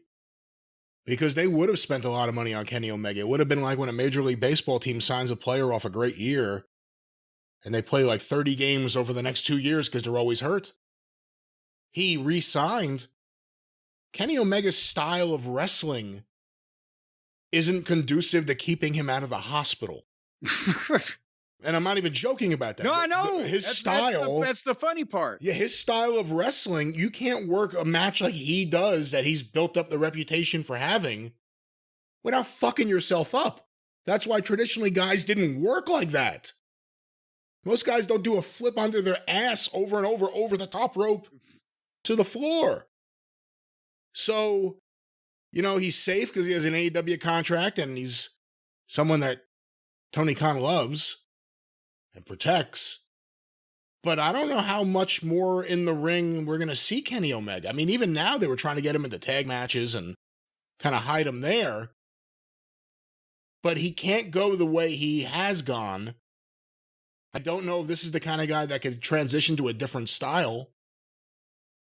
Again, I actually just hope he gets better. Like I said, it's been very well known that he has been in a tremendous amount of pain for quite a while. He shouldn't have come back when he came back. He was out a long time. He should have been out a lot longer because of his style of wrestling. Whatever damage has been done to his body, whatever is just happening naturally. Again, I don't know too much about diverticulitis or how that happens, but, you know, Omega's been fucked up for quite a while. Well, and you just hit on something else that, again, Tony Khan has saved the WWE a lot of money, because if they had signed them and the other two dipshits, the Buckaroos, just because they were hot and they didn't want somebody else to have them, and they had gone that way, well, we've talked about Kenny by now would have probably been released because he would have driven them crazy or vice versa.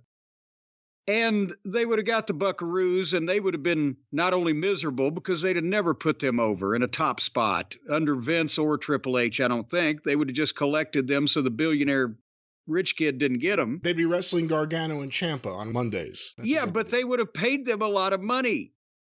And they would have got nothing out of the Buckaroos in that company. Look at who's on top now, and explain to me how they would fit in. So they would have spent a lot of money on those three guys just so Tony wouldn't get them. So Tony saved them money, and in the end, by the time Tony's finished with them, they will not be an addition to the WWE or even on the WWE's radar.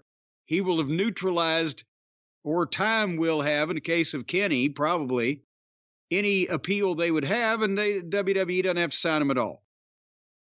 The Bucks have never been less over, and Kenny won't make it till the end of his contract to be signing of anything big with the WWE to begin with. You know, WWE gets Cody, they get Punk. AEW got Danielson. Danielson can't stay healthy. Omega's one of their top stars. He certainly is not going to be able to stay healthy. They signed Will Ospreay. Again, another guy, his style we'll see how much longer he can hold. I mean, I know he's a younger guy too, but there has to be a real conversation with these. I mean, maybe they know it. If I wrestle this style, I'll be really fucked up by the time I'm 40. Well, no, They accept that. I mean, that's the reality of it. You're going to be fucked up by the time you're 40. to be honest, that may have played a part in whatever offer or whatever negotiations they made with Osprey, because I can't imagine that they wouldn't say up front, and I can't imagine that he wouldn't go in knowing that if he signs with the WWE, he's not going to be doing a lot of the shit that he's been doing, because they don't make major investments in talent and then let him do all that shit. And I mean, there's the big spot where they come off the top through the fucking announce desk and blah, blah, blah. But just some of the made up, let's see what's laying around and work something out in our head and talk it over in the locker room or what, that shit, he wouldn't be doing. Not working for them. Did they tell him that? And he said, well, Tony will let me do it and he'll pay me more money because he's a mark? Or was it that he doesn't want to do it, but Tony expects him to do it, but Tony's paying him more money than the WWE was going to because Tony's a mark? But I'm sure that was told. If Will Ospreay spoke to the WWE and anybody in that talent relations office, they would say, you're not going to be goddamn doing triple, quadruple flips off the top rope through random fucking tables working for us. But Tony can give him more money right off the bat and also give him Wembley. So we'll see what happens there. But yeah, and does anybody think, obviously they wouldn't have brought Ospreay to the main roster because nobody knows who he is and they don't know who he is. They would have changed his name and they probably would have given him some kind of gimmick. So I think a lot of people are thinking, he would have shown up on Raw or SmackDown if he'd have signed. But no, he'd have been in NXT for a fucking year too. And Tony is going to bring him right in and just tell everybody he's great. Well, I have one final thing here we'll do as an update on the Omega situation, but, it's telling WWE is signing these guys. Look at who AEW is signing. Adam Copeland, Bryan Danielson, Kenny Omega's contract, and now this situation. Ibushi, who's shot. I forgot about him. Shibata, who's been Shibatamized. I mean, look at the Will Ospreay. It's a Shibatomy. That should be his finishing move. The name of a finish. That should be his finisher, the Shibatomy. It says something about who's getting signed where, but let me read this quote. This is from Dave Meltzer. I did not hear if he had surgery yet on it, but he was rushed to the hospital Friday. He had been in a lot of pain, and he thought what happened was, you probably all remember, he had that hernia that was really, really bad, which caused him that long, long period off. He had been hurting really, really bad, and he presumed it was a hernia. He had bloating, which he thought he may have messed up on his diet somehow, and eaten something wrong. But he just kept training on it, working on it, and did the match with Ethan Page. He was hurting really bad on Wednesday when he did the promo with Jericho. So were we all. By that point, it was really bad, so he went to the hospital and found out he had diverticulitis.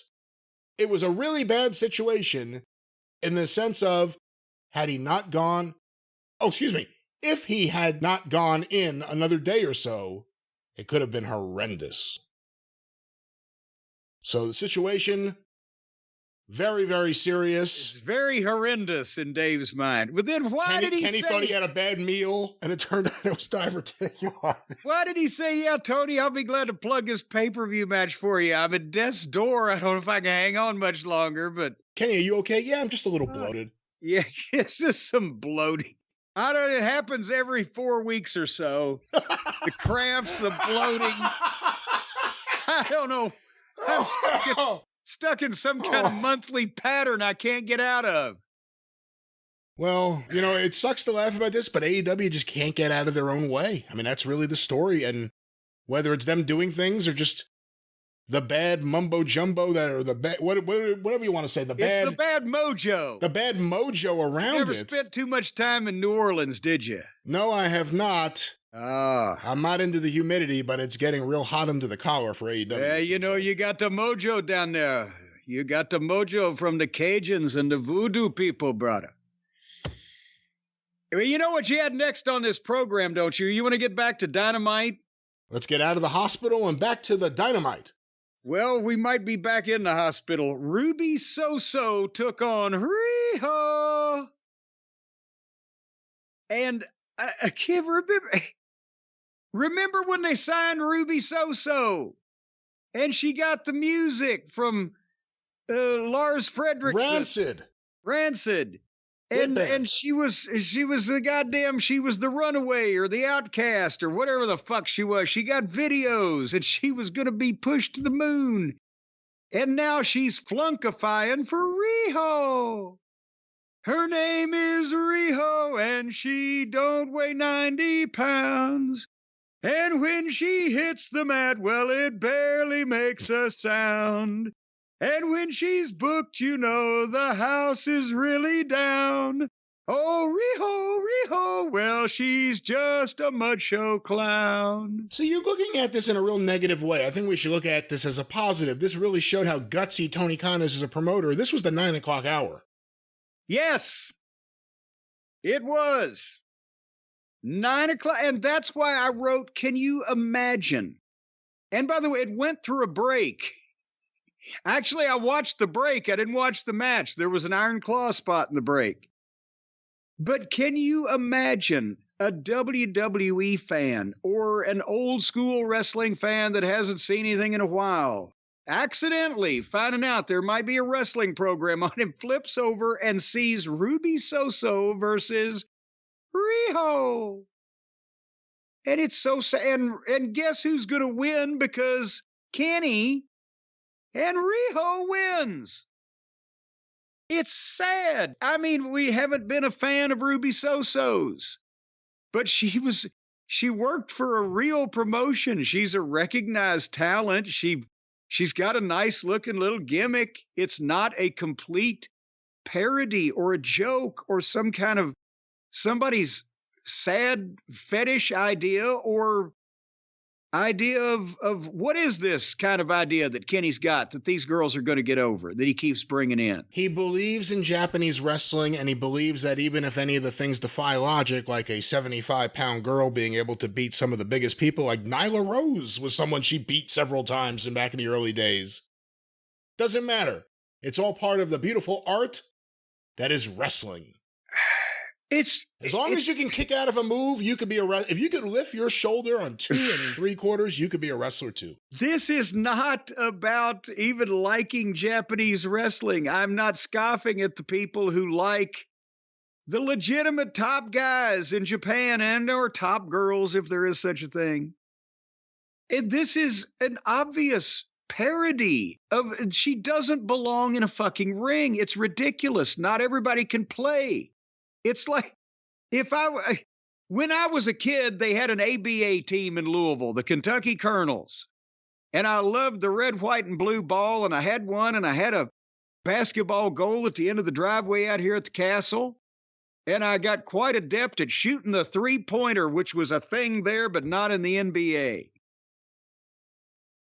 But no, I didn't ever think that at any point when I grew up that they would let me play for the Kentucky Colonels. Because no, they would have been insane. It would have been insulting to the basketball fans that I should become a professional basketball player.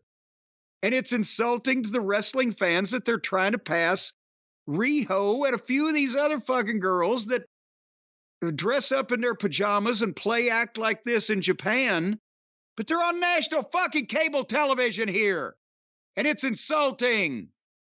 You know, the ABA were an outsider league. I don't think it's outrageous to think if you were really shooting all these threes and you also had like Rio doilies around your wrist, maybe they would have brought you in for a halftime thing to entertain the locals. I wanted to beat Louis Dampier. Huh. Did you watch a lot of games? Yeah, I actually went to one live too at the Gardens. They were only here for about 3 years, and they weren't on TV a lot because there was only 3 channels, and they expected you to buy a ticket. Sound familiar? Yeah. Anyway, you know what Riho needs, don't you? She could turn her whole opinion, or my whole opinion of her, she could turn it around. Do a complete 360. if she just do one thing. 180, 360, wouldn't she end up back where she was? Well, she looks like a person that follows her tail around a lot and ends up back where she started from, but she could do all kinds of spinning around and change my opinion if she'd do one thing. Brian, you know what that is? I do not know what that is, no. If she'd gain some weight. Good Lord. I mean, when she takes a body slam, it sounds like a mouse pissing on cotton. I mean, for heaven's sake, if you revved up your blow dryer to dry your hair, it would blow her out the third floor window. And the only way that I know how she's possibly going to pack some poundage onto that bony skeletal frame is to, as the Dream Machine used to say, eat some meat and potatoes. And that's a thing you need to do this holiday season, especially the meat. You need to eat a lot of meat, and it all needs to come from our friends at Omaha Steaks, because they got meat. Boy, wait till you meet their meat. If you meet their meat and greet their meat, you'll find that their meat is the best meat that you'll eat. Because it's butcher's cut filet mignons, they're tender as all get out. And mouth-watering burgers, gourmet jumbo franks. I'm afraid to tell you how big and bulbous and throbbing these jumbo franks are. And they've got easy-to-prepare meals. They've got the sides like the scalloped potatoes and, of course, the caramel apple tartlet desserts that we all love. And the best part is you can order it for yourself. You can send it to a friend. You can send it to a family member. You can stick it to the man. You can do whatever you want to do at omahasteaks.com and get 50% off site-wide. That means as wide as their site is. So wide you can't get around it. So high you can't get over it. So low you can't get under it. This is a chance to dance your way into steak goodness this holiday season with Funkadelic and Omaha Steaks. Omaha Steaks has nothing to do with Funkadelic, for the record. It's a chance to dance your way out of my... All right, You like Funkadelic more than Parliament? Yes, I did. Because of One Nation Under a Groove. Because they were getting down just for the funk of it. I thought Parliament was a little too horny for me. Do you like Bootsy's early stuff with James Brown? Bootsy's Rubber Band? I like that. I have several of the albums I bought specifically for the covers because they showed the drawings of the areolas on the hot women with large upper frontal protuberances. But back to Omaha Steaks. Jesus. Folks, right now, not only 50% off side-wide when you use the promo code JCE at checkout, you're going to get an additional $30 off. Now think of how much cattle byproduct that is. Think of how many butchers have to slash and cut and rip and tear to make all that meat for you to enjoy and stick down your gullet this Christmas, and they're giving it away at this seduced rate. I'm 50% off and then $30 off on top of that. Reduced. I'm sorry? Reduced, not seduced. It's a reduced rate. You said yes. Seduced rate. Well, their reduced rates will seduce you into buying their fine, tender, juicy meats. I'm telling you, your lips will smack your brains out. When you go right now, they're ready to ship right now. That's what happened to Shibata. That's true. His lips smacked his brain out. They do have cattle brains also for you on Omaha Steaks, direct from Shibata, Japan. So right now, again, they're ready to ship. They've already packed this stuff up. They're just waiting for somebody to come along and take it. So shop early. Too late for that. Shop now and beat the rush. Go to omahasteaks.com. Use the promo code JCE. 50% off site-wide. Minimum order may be required, but what are you, some kind of cheapskate? And then $30 off on top of that. 5 generations of family-owned expertise at Omaha Steaks. The Omaha family have been the leading name in meat and meat byproducts for 5 generations now, and they're going to continue to lead through this holiday season, saving people all this money. That's right. Omaha Steaks, one more time. What's that promo code, Jim? JCE, Brian. Well, not JCE Brian, but just JCE. But I'm exclaiming your name because I'm answering you with an obvious answer of things that I've already said you weren't paying attention to. I was paying attention. We have to make sure the audience is not confused. They know what is the promo code? OmahaSteaks.com. What is it, Jim? I just said that it's JCE. It hadn't changed in the last 30 seconds. You're confusing people now with your continuing to beat this dead horse. And I'll tell you one thing about Omaha Steaks. You're not going to get dead horse meat from Omaha Steaks. No, you will not say, because I've ordered at another one of the big box steak shippers. I could still see the marks where the jockey had been beating it.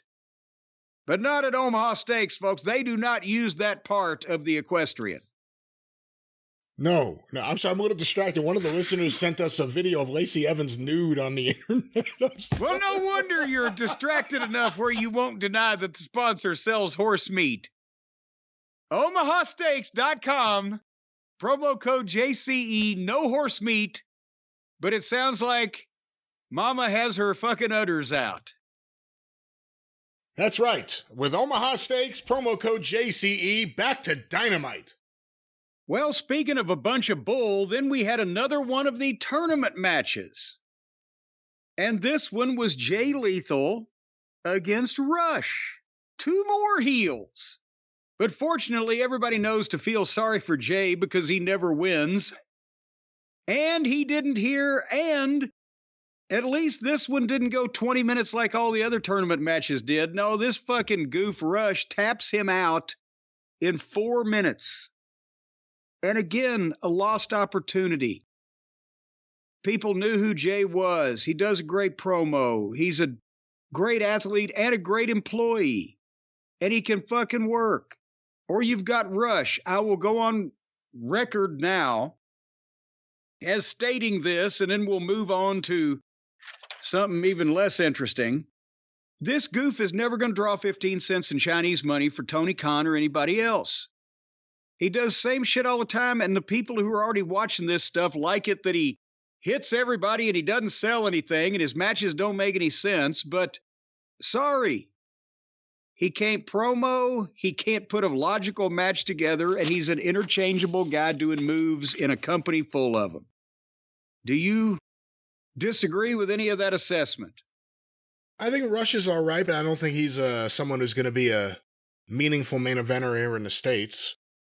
But I think he's a really good wrestler, and I also think the result was known. Jay Lethal was put in this tournament to lose every match, and I didn't watch this match. Well, and speaking of people put in a tournament to lose every match, the next match was a tournament match. Jay White and Mark Briscoe. And I've already said everything about Mark. They wasted that too. And I don't care if they shove a fucking tube up Jay White's ass connected to a helium tank. They ain't gonna get him over. But they had a chance to with Mark, and the window closed. He was even more valuable. But they won't get it back now because the time passed.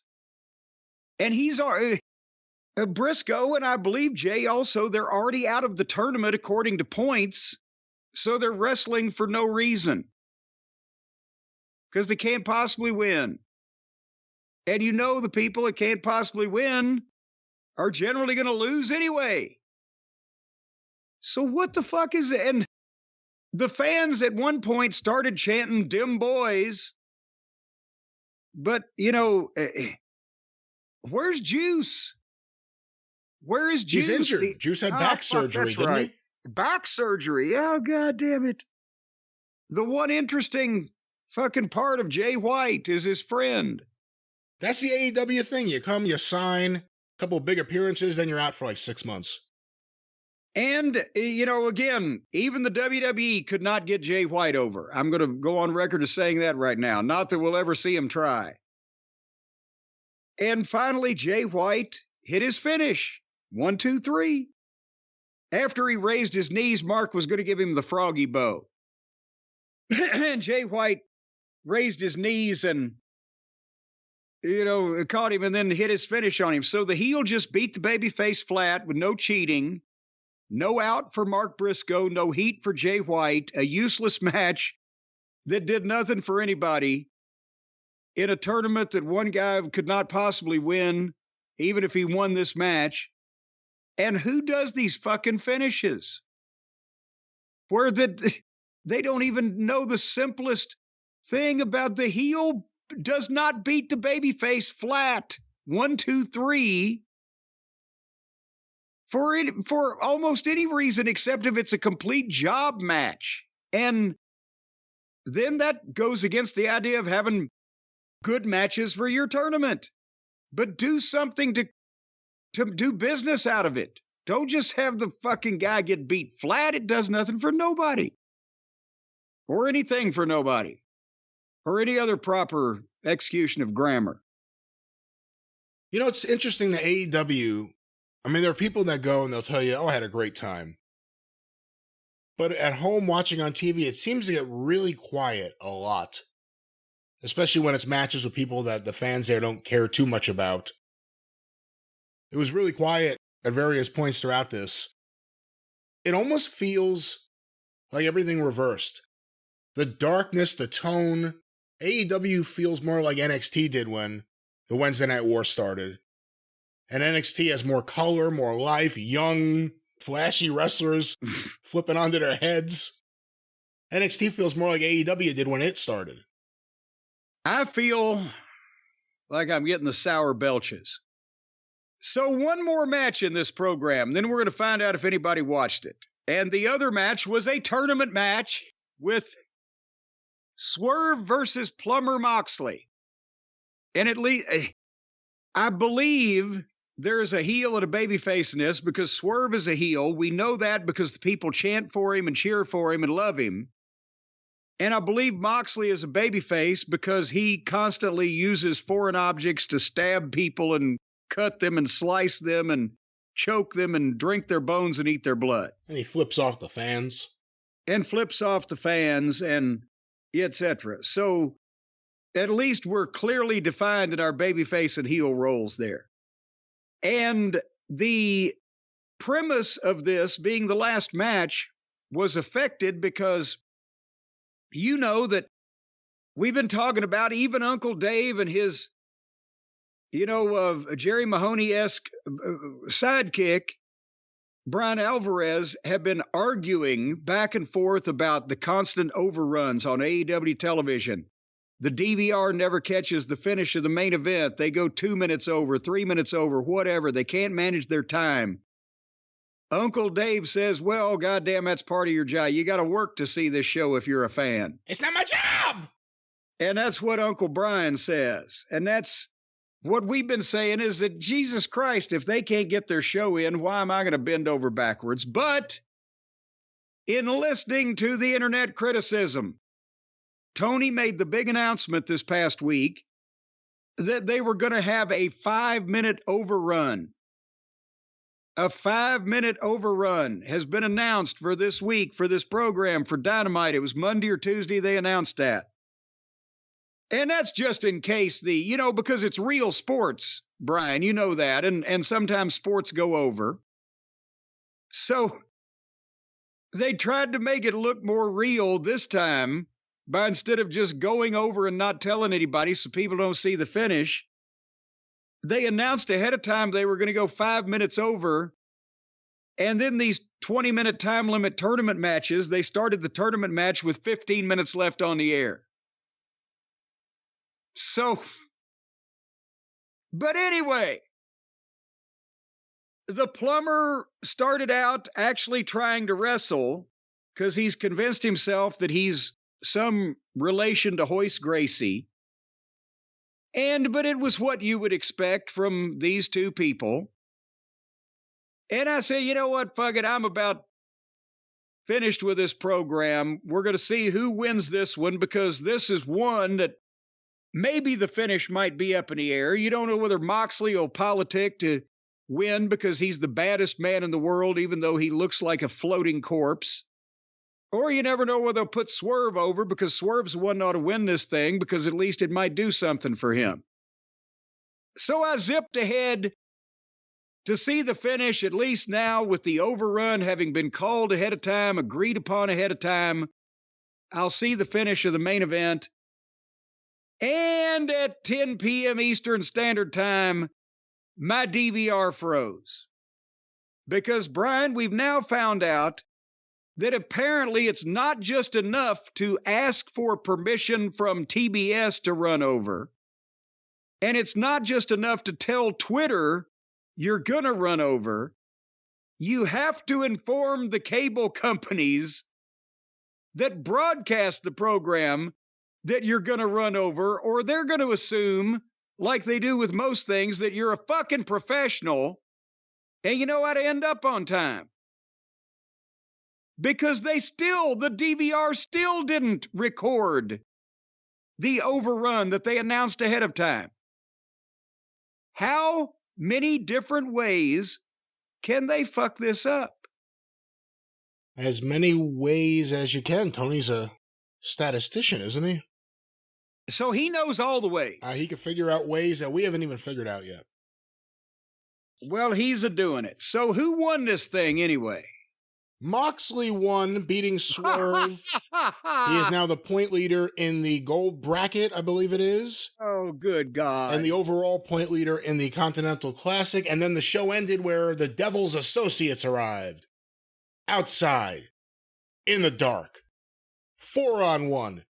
They're beating the shit out of Adam Page. They throw him onto the windshield of a car. Just like what happened to him at Wembley against Crimea River himself. Jungle Boy.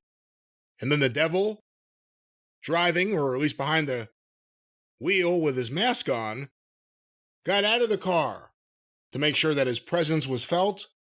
And we went off the air, and I lost the last few seconds because it went to 10:06 here, not 10:05. Swerve, by the way, I don't care about anything else and how bad everything is there. Swerve shouldn't be losing. Why Swerve in this if he's not going to win? Well, he's the one guy with momentum. Because Moxley went to Tony and said, well, you know, I'm a badass. And well, you can do it better than me. What did he say to Tony? All right, so we do a tournament, all Japan style, and then I get all the points. And you know, and Danielson, I forget, is he hurt this week or is he still okay? Yeah. Because they're doing the tournament. To find out. They're doing the tournament for Brian so he doesn't have to go to Japan for the G1. So it'll end up, they've sold Tony on this. So fuck all your new talent that might draw you some money. I'm retiring next year and the plumber is the shits. So we'll go to the finals because that means that two members of the BBC will have to duel with each other. They'll be sword fighting over there in the BBC clubhouse. It's either going to be one of them, I think, because it should be Swerve. And if Swerve doesn't get this, Swerve should be in line for the world title because he has momentum. But if it's going to be, who's going to be the world champion?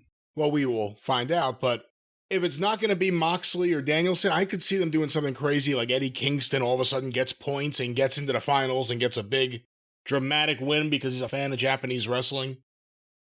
I could totally see that happening.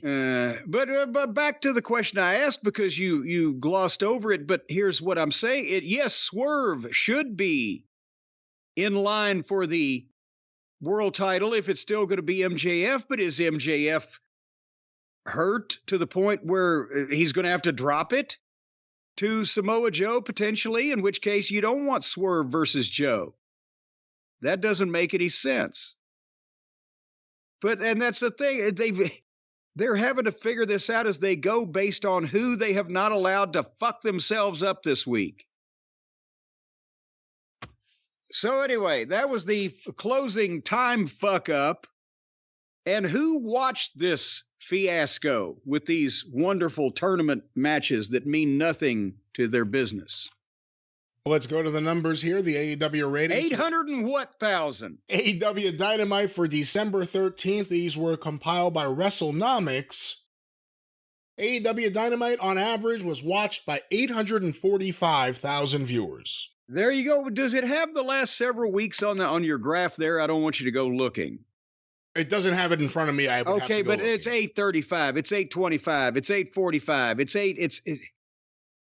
You got to say one thing about them. They're consistent. They do an 800 and something average. They start out with almost 1 million. They end up with barely 700,000 every week. Keep that number in mind, 845, because it's a very interesting story here this week.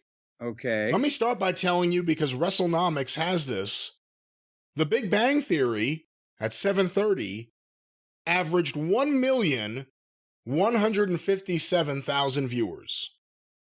So The Big Bang Theory, which is reruns of a situation comedy from years ago in non-primetime, a time slot, in a primetime adjacent time slot, does almost 1.2 million viewers. But the first run program that they air in their entire, all 2 hours of their 3-hour primetime block averages over 300,000 less than that. That doesn't look good to me right there, but go ahead. Quarter 1, 8 to 8:15 p.m., the Samoa Joe, Adam Page, Roderick Strong live promo and angle, followed by the beginning of Roddy Strong versus Adam Page with picture-in-picture, 1,098,000 viewers. Oh my God. Okay, so for the first time in a long time, they start out with over 1 million viewers, and they've still lost 59,000 from the Big Bang, but there's a bunch of Big Bangers still there.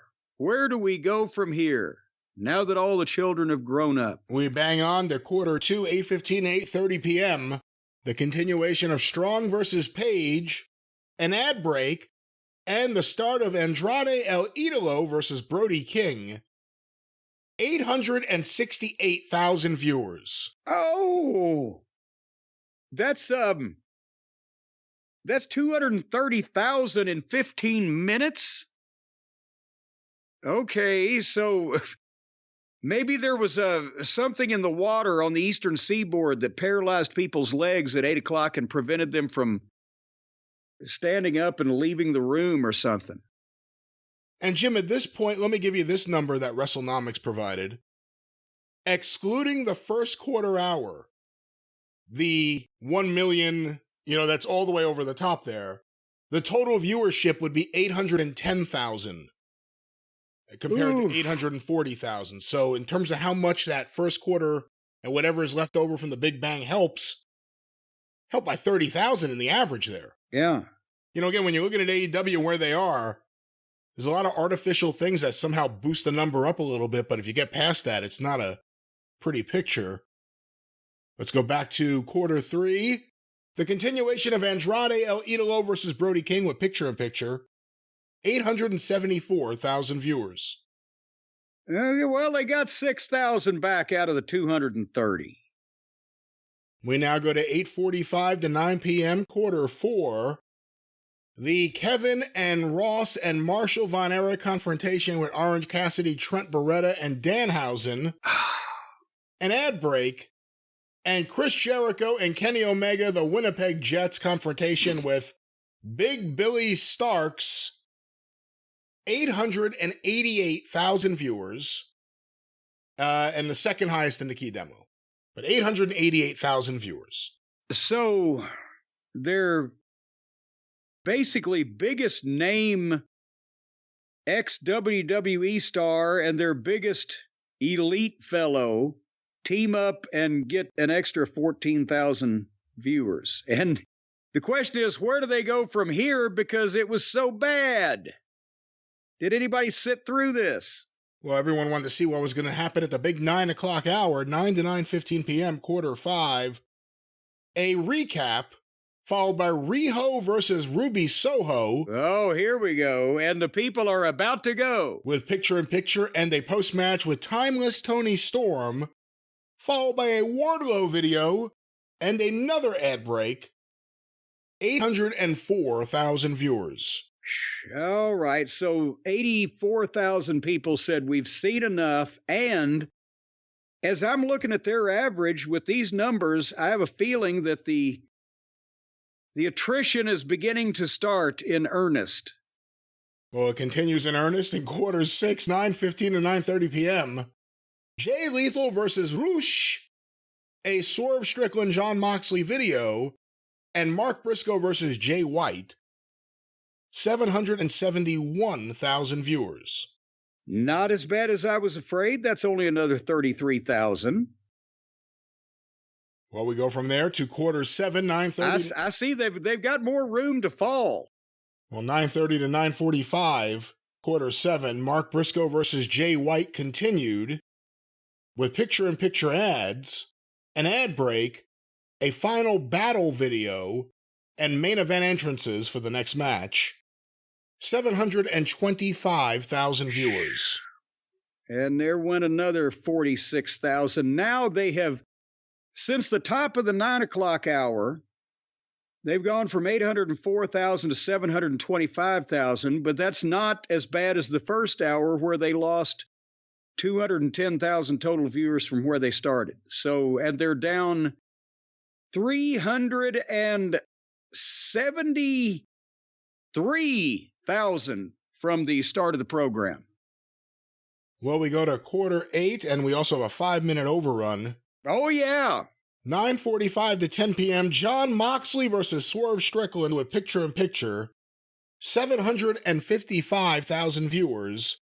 5-minute overrun.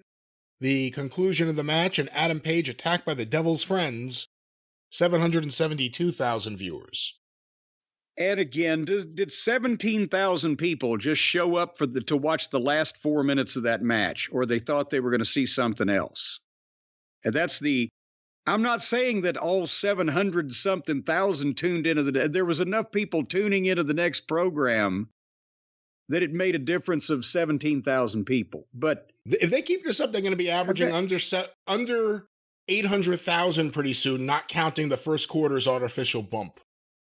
If you take quarter 2 as a real number, instead of where they started, they still lost 98,000 people, but they didn't lose 300 and fucking, what did I say it was, 25,000 or whatever from the start of the program to the end like they did in this fucking deal. So no MJF? Well, I mean, is that a difference maker these days? He's still somewhat, but not like it was, because he'd be a difference maker at 9 o'clock over Riho doing 8:04. Well, sure, but anybody would have made a difference over Riho. Fuck's sake. And but before we get off of just an idle thing, it wasn't on this show, but apparently on the Ring of Honor Final Battle that he presented also over the weekend, Viking-O. Everybody was sending out the clip on Twitter and laughing. Some people were laughing about it. Some people were like, what the fuck? Some people are like, this is just sad. But apparently Mantar has gotten work now. He was wrestling Mantar because the guy was wearing a big fucking giant bull head, right? That's what I saw. And Viking-O is in the ring, and the other guy with the bull head is on the floor. And he's standing there looking at Viking-O, who runs to the far side of the ring, hits the ropes, runs back across the ring, jumps up to the top rope backwards, like facing into the ring, like he's going to backflip onto the guy with the bull head. But he doesn't get his balance, and he falls back into the ring, so he lands on his feet. He runs and hits the fucking far ropes again, runs back to the ropes in front of Bullhead, jumps up on the ropes backwards so he can backflip off, and loses his balance again and jumps back down into the ring. So then he turns around, grabs the top rope, vaults up to the top backwards, and backflips off that way. And the fucking guy wearing the bull head is still standing there waiting to catch him. And I don't know if this requires a lot of discussion or we should go into detail on this. Otherwise, then what the fuck? But I guarantee you that nobody, when he went back to the back, even said anything, much less cussed him out or fired him. Which is what I would have done both. You can screw anything up, but when you then immediately And not only go back to the same thing and expect your opponent to stand there like an imbecile and wait for you, but then fuck that up and then still want to do something. Every veteran in the world, if they had been talked into standing there to catch this moron in the first place, after the first time he bobbled it, they would have moved on the second one, or they wouldn't have been there to begin with. Because they knew how to keep from looking like fucking idiots. The man you're questioning is Black Taurus. Well, whatever he is, I don't give a fuck. Because he's an idiot. See, I don't care about him now because he's a moron. We've established that with his actions. And this other guy, as I said, they should have cussed him out and told him, you don't ever do that, you fucking moron. What were you fucking thinking? I would have fired him. Well, actually, I wouldn't have fired him because I'd never hired him because he's fucking useless.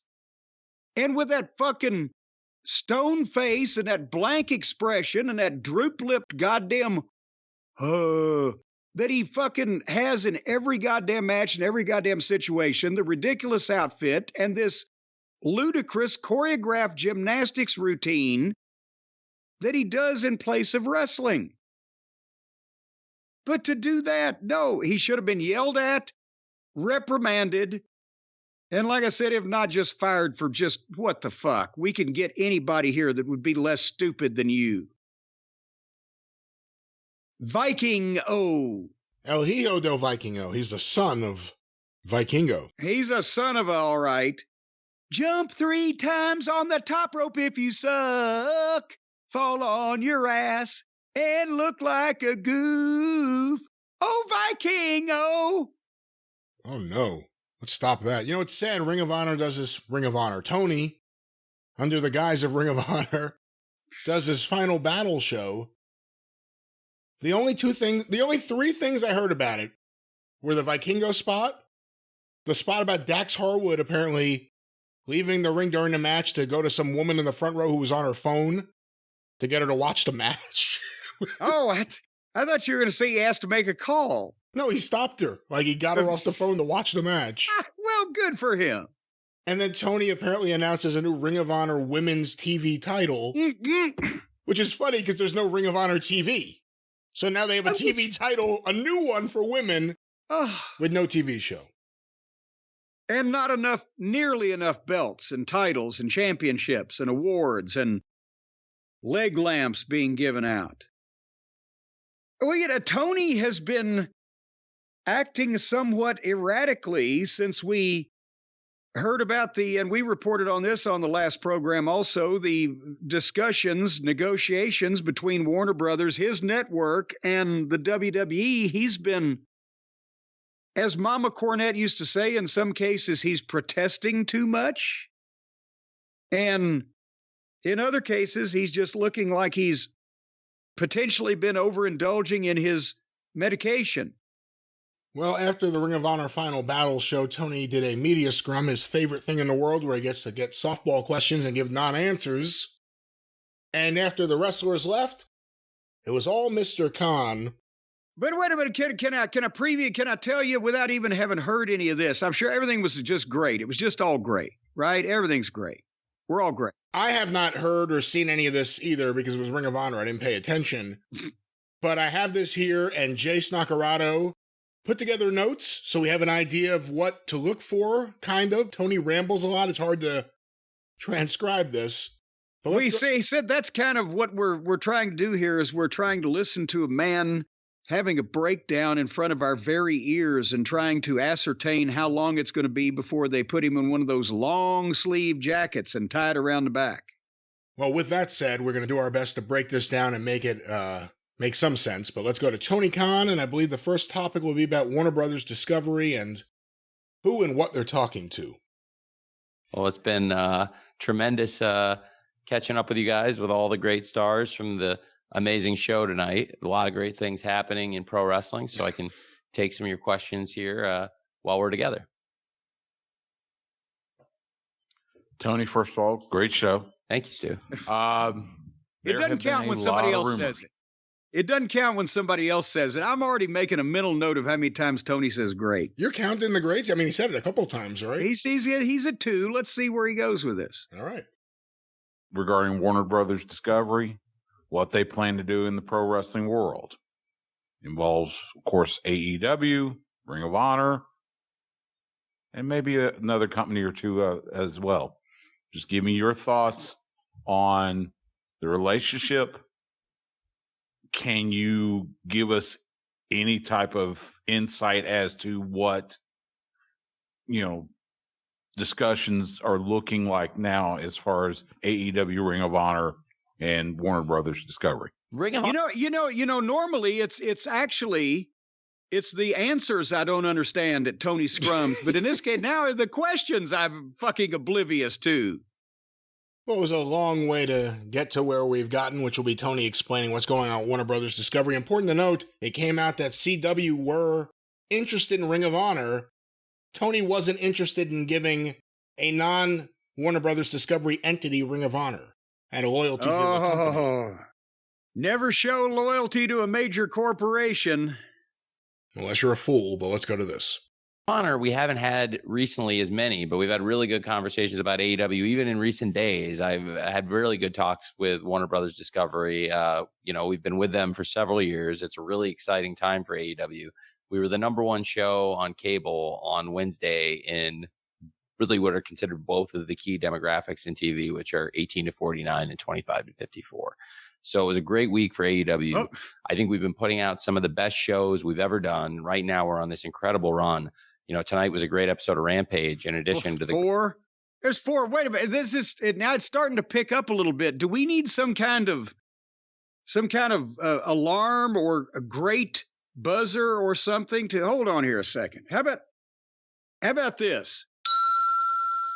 Every time he says great, I'll ding and you count. What is that? I'm not counting. What do you mean counting? Well, I got a ding. I'm running the production over here. I got to keep count? Well, goddamn, we should hire more people to take care of Tony. To be counters? Tony's counters?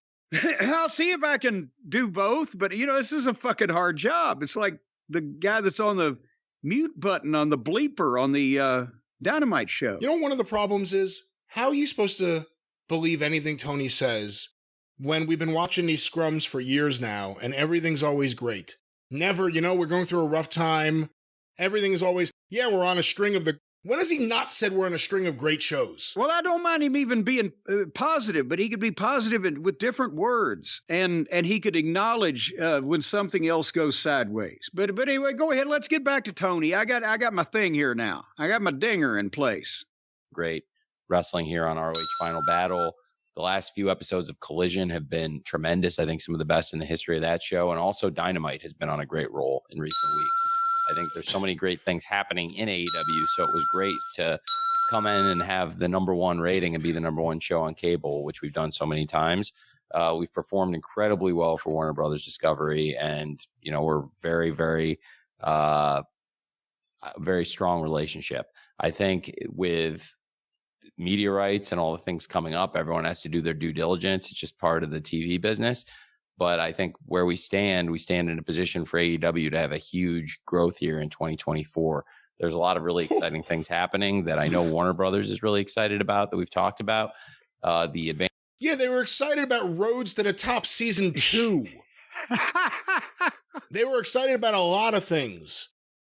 Is this what they're telling them? Hey, are you guys talking to WWE? Oh, we're just doing our due diligence. Don't worry. Just keep doing your little show.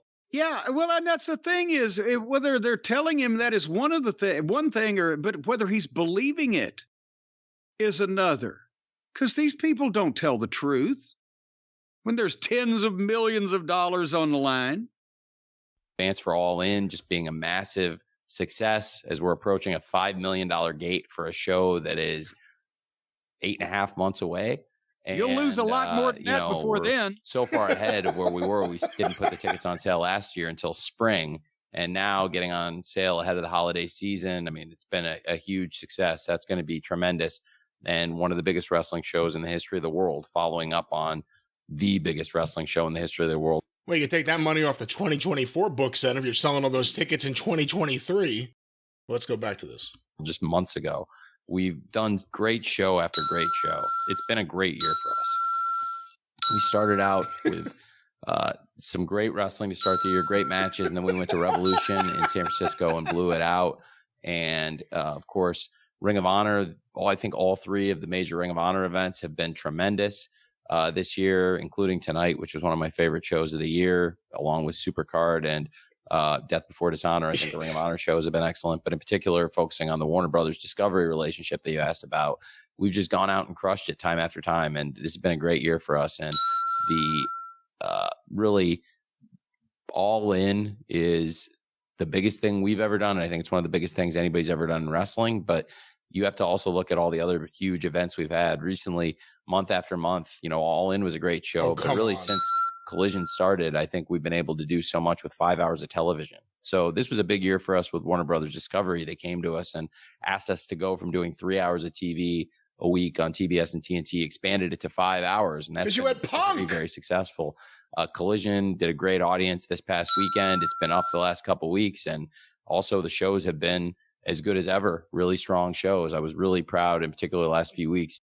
Let me stop it here real quick. Everyone else is wrong. God. Everyone else is wrong. Everything is as good as ever. The shows are the best they've ever been. The matches are the best they've ever been. All In is one of the greatest things anyone's ever done. But we didn't look at all the other great things that he's done. You brought up at the top, is he protesting too much? I mean, when you constantly have to list your credentials to a simple question like what's going on with the network. And over and over, and some of it most of it doesn't pertain to the question asked, and it's just a verbal stream of, I'm talking myself into this while I'm trying to talk you into it too. It's almost, I mean, even if everything is great, there's no if everything was fucking perfect, there's no reason for that many words in that answer, is there? No. What's going on with you in the network? There has to be some way to answer that without going on a 5-minute filibuster session. Continental Classic, I think, has been something really special. So it's a great relationship, and it's going very, very well for us. And I think part of the TV business for both sides is going to be doing their due diligence. And that's just a part of sports and television, really. And being a part of the NFL and the Premier League, I've seen that process play out with certainly different TV networks looking at different sports, and the sports themselves looking at different TV networks. We've been a part of this multiple times in the NFL. I'm part of the NFL's fan engagement and major events committee. So I sit in a select group of people in the NFL looking at our different fan metrics, looking at how we're engaged with the fans digitally and in real time, and also planning. Yeah, you guys are doing a great job, the AEW social media team. You're the person who should be consulting anyone about how to keep things going digitally. They reference Jay Briscoe.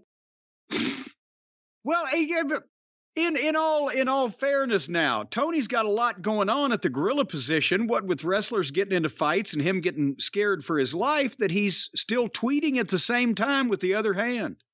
I will say, I've heard from multiple people there who say that Tony's at Gorilla on Twitter. That he's at Gorilla looking at instant fan reaction because it's what he lives for. He's obsessed with the reaction on Twitter, on social media, on message boards.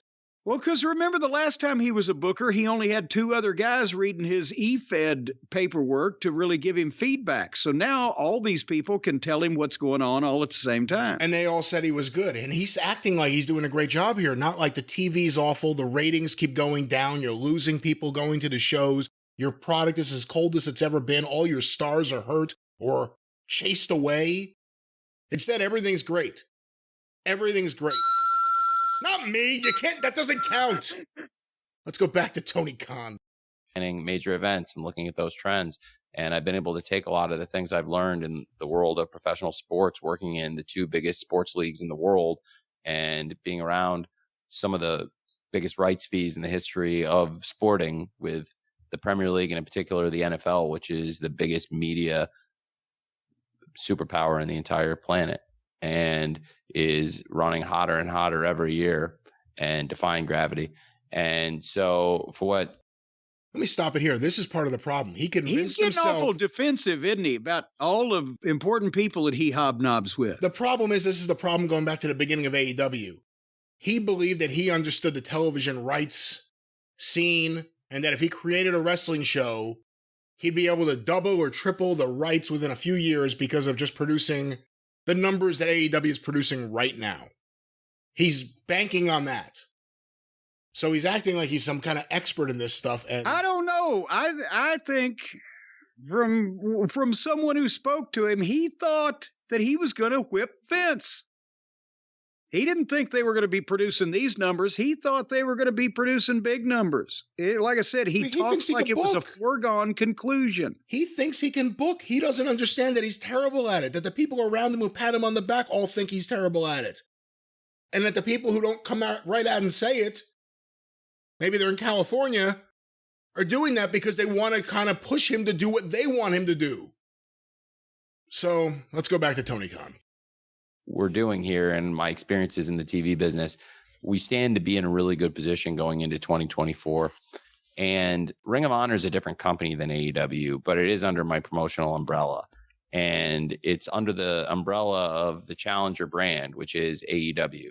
And what we've created in this family of AEW that now includes Ring of Honor, we have great partners that we work with in international pro wrestling.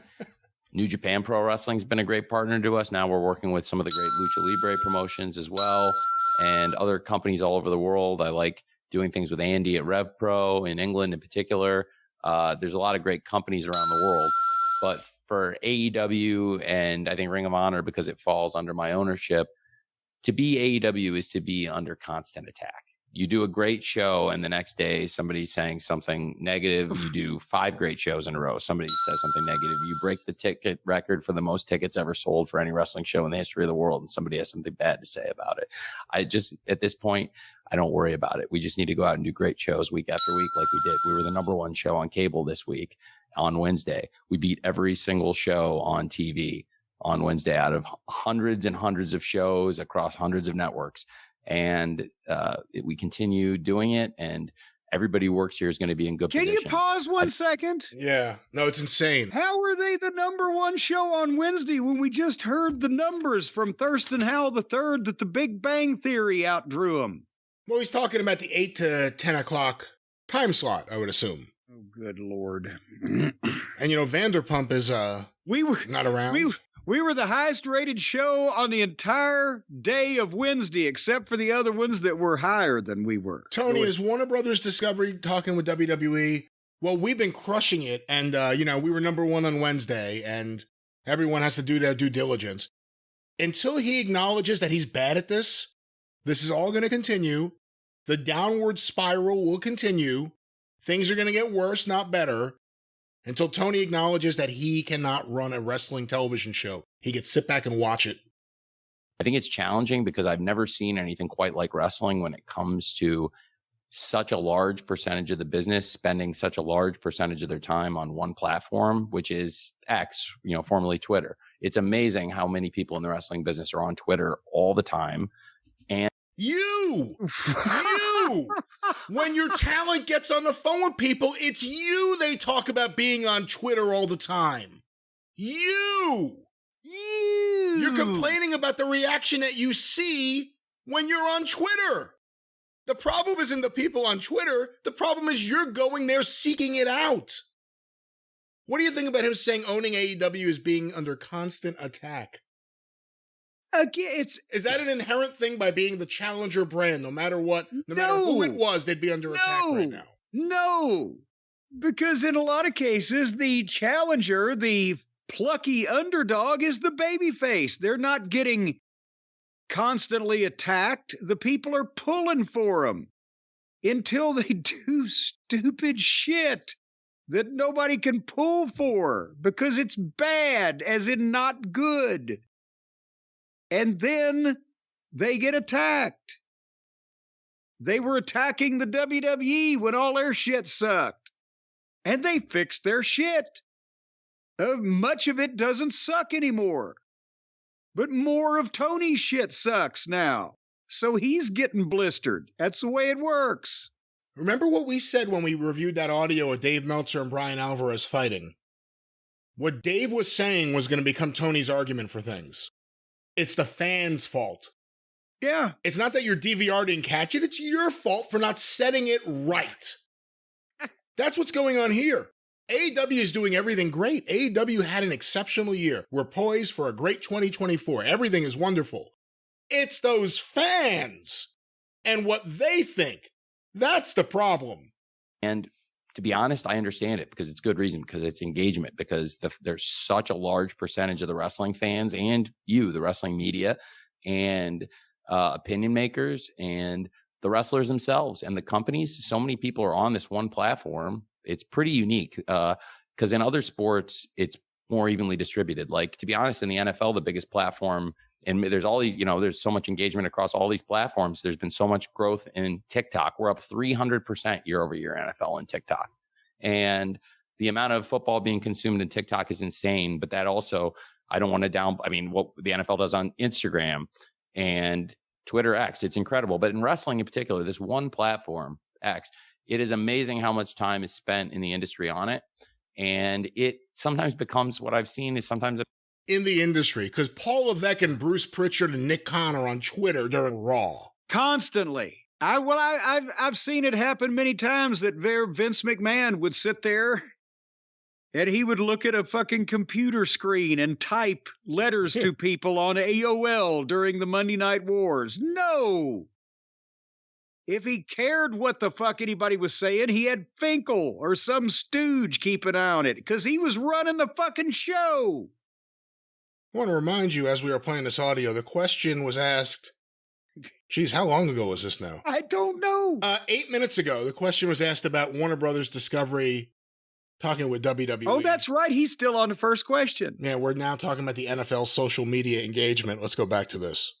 It's a bit of an echo chamber. And also there's a lot of bad faith. There's a lot of bad faith posting on it. And you can have a great day in the business, like do the #1 show, and people try and tell you didn't do something great, or you can break the world record for the most tickets ever sold to any wrestling show ever, and have this massive, huge success on pay-per-view and just hit a home run, and the wrestling's great and everything's great, and still people are trying to tell you there's some problem with it or some detrimental. I have news for you. When the drop count of the show, when people posted the number of people that go through the turnstiles, I've never heard of somebody posting a turnstile count, which is not like, there's so many ways to get into a show, and there's so many people I talked to that were. I want to bring up, no one brought this up. No, nobody. He's relitigating this. You can tell what every one of his sore spots are and who's chapped his ass based on what he brings up unsolicited. Yeah, and by the way, it is you in the fact that it's the way you behave. You trigger a lot of fans to want to ridicule you and your product because of the way you behave. That bought tickets that did not have to go through the turnstiles. But take that aside for a second. The turnstile count, that is so normal. For North American pro sports, even if it was 73 out of 81, that would be over the average of show rate for North American pro sports. So if you take the average, like big, what about Warner Brothers and WWE, Tony? Which is like the tickets purchased and then the people who actually go through the gate, people would talk like that was abnormal, or it's like. And we explained this whole thing on our show, Tony, and took up for you. There will be people coming for you, gunning for you, because that's what this is. There's a reason that every single person who stepped into my position until now has gone out of business. I'm the only one left. Everybody who has stepped up and put millions of dollars into this and done it week after week, and there's no off season. You do it 52 weeks a year. It's a fight, and that's wait. Hold on. Who has stepped up and put up millions of dollars to do this, that he's the only one left? They're gone. Impact has put millions of dollars in it, but they're still around. Well, I think he's referring to the fact that Bill Watts, Jim Crockett, the promoters that Vince defeated. They didn't put millions of dollars in this. They made millions of dollars out of it. Not one great territory promoter had even as much as $1 million invested or wrapped up in their territory, did they? Vince McMahon bought the WWF from his father, the biggest regional territory in the country, for $1 million. Nobody else even paid that much, because you didn't back then. He didn't pay that much. He paid it out of the company profits. But I mean, even the sale price. So what the fuck is he talking about? Yes, some people have lost millions of. We talked about the guy that put that won the lottery, that started the Women's Wrestling League, or that Paul Alperstein, he might have lost millions of dollars or whatever, but no, when you're talking about who's still left, he didn't start until everybody else was done. And he's put more money into this business than anybody ever. Even WCW, think about it, did not lose as the entire period from 1988 until 2001. The WCW, Turner Broadcasting, did not lose as much money as Tony Khan has lost to this point in 4 years. That's what I was going to say. And that was the biggest ever. I was going to say Brandon Thurston estimated when we did that segment $34 million as their losses for 2023. That's not counting any of the years leading up to it. Yeah. And Turner lost $60 million that last year when they had gone crazy because of Bischoff and, spending money like a drunken sailor. But the losses in the early years were like $4 million or $6 million. Still appreciable money, but not exorbitant when you're looking at it from Tony's standpoint, that if he grossed $150 million or whatever it was, $130 million last year, and lost $30 million, what did he lose the first fucking year? So, no, nobody has ever put this much money in wrestling ever before by even close. I'm sorry. Go back to Tony the Tiger. Antonio Kanoki. He's not wearing the red scarf anymore, by the way. Oh, I know what it is to be a wrestling fan 52 weeks a year. It's hard. And but it's also the most rewarding thing. That's why you can't get away from it for too long. That's why we always come back to it. We're addicted. And he looks it's worth insane. the fight. And I love the fight. And I'm never going to stop fighting it. No matter what happens, no matter how things change, it's worth it. It's the fight Jim Crockett fought, and Vern Gagne, and Ted Turner, and so many other people that have tried. And wait God bless them all. Wait a minute. Ted Turner never tried to be a wrestling promoter. His minions handled that, and they botched it when they had full control over it. But Vern Gagne and Jim Crockett, well, they tried, and it ultimately failed.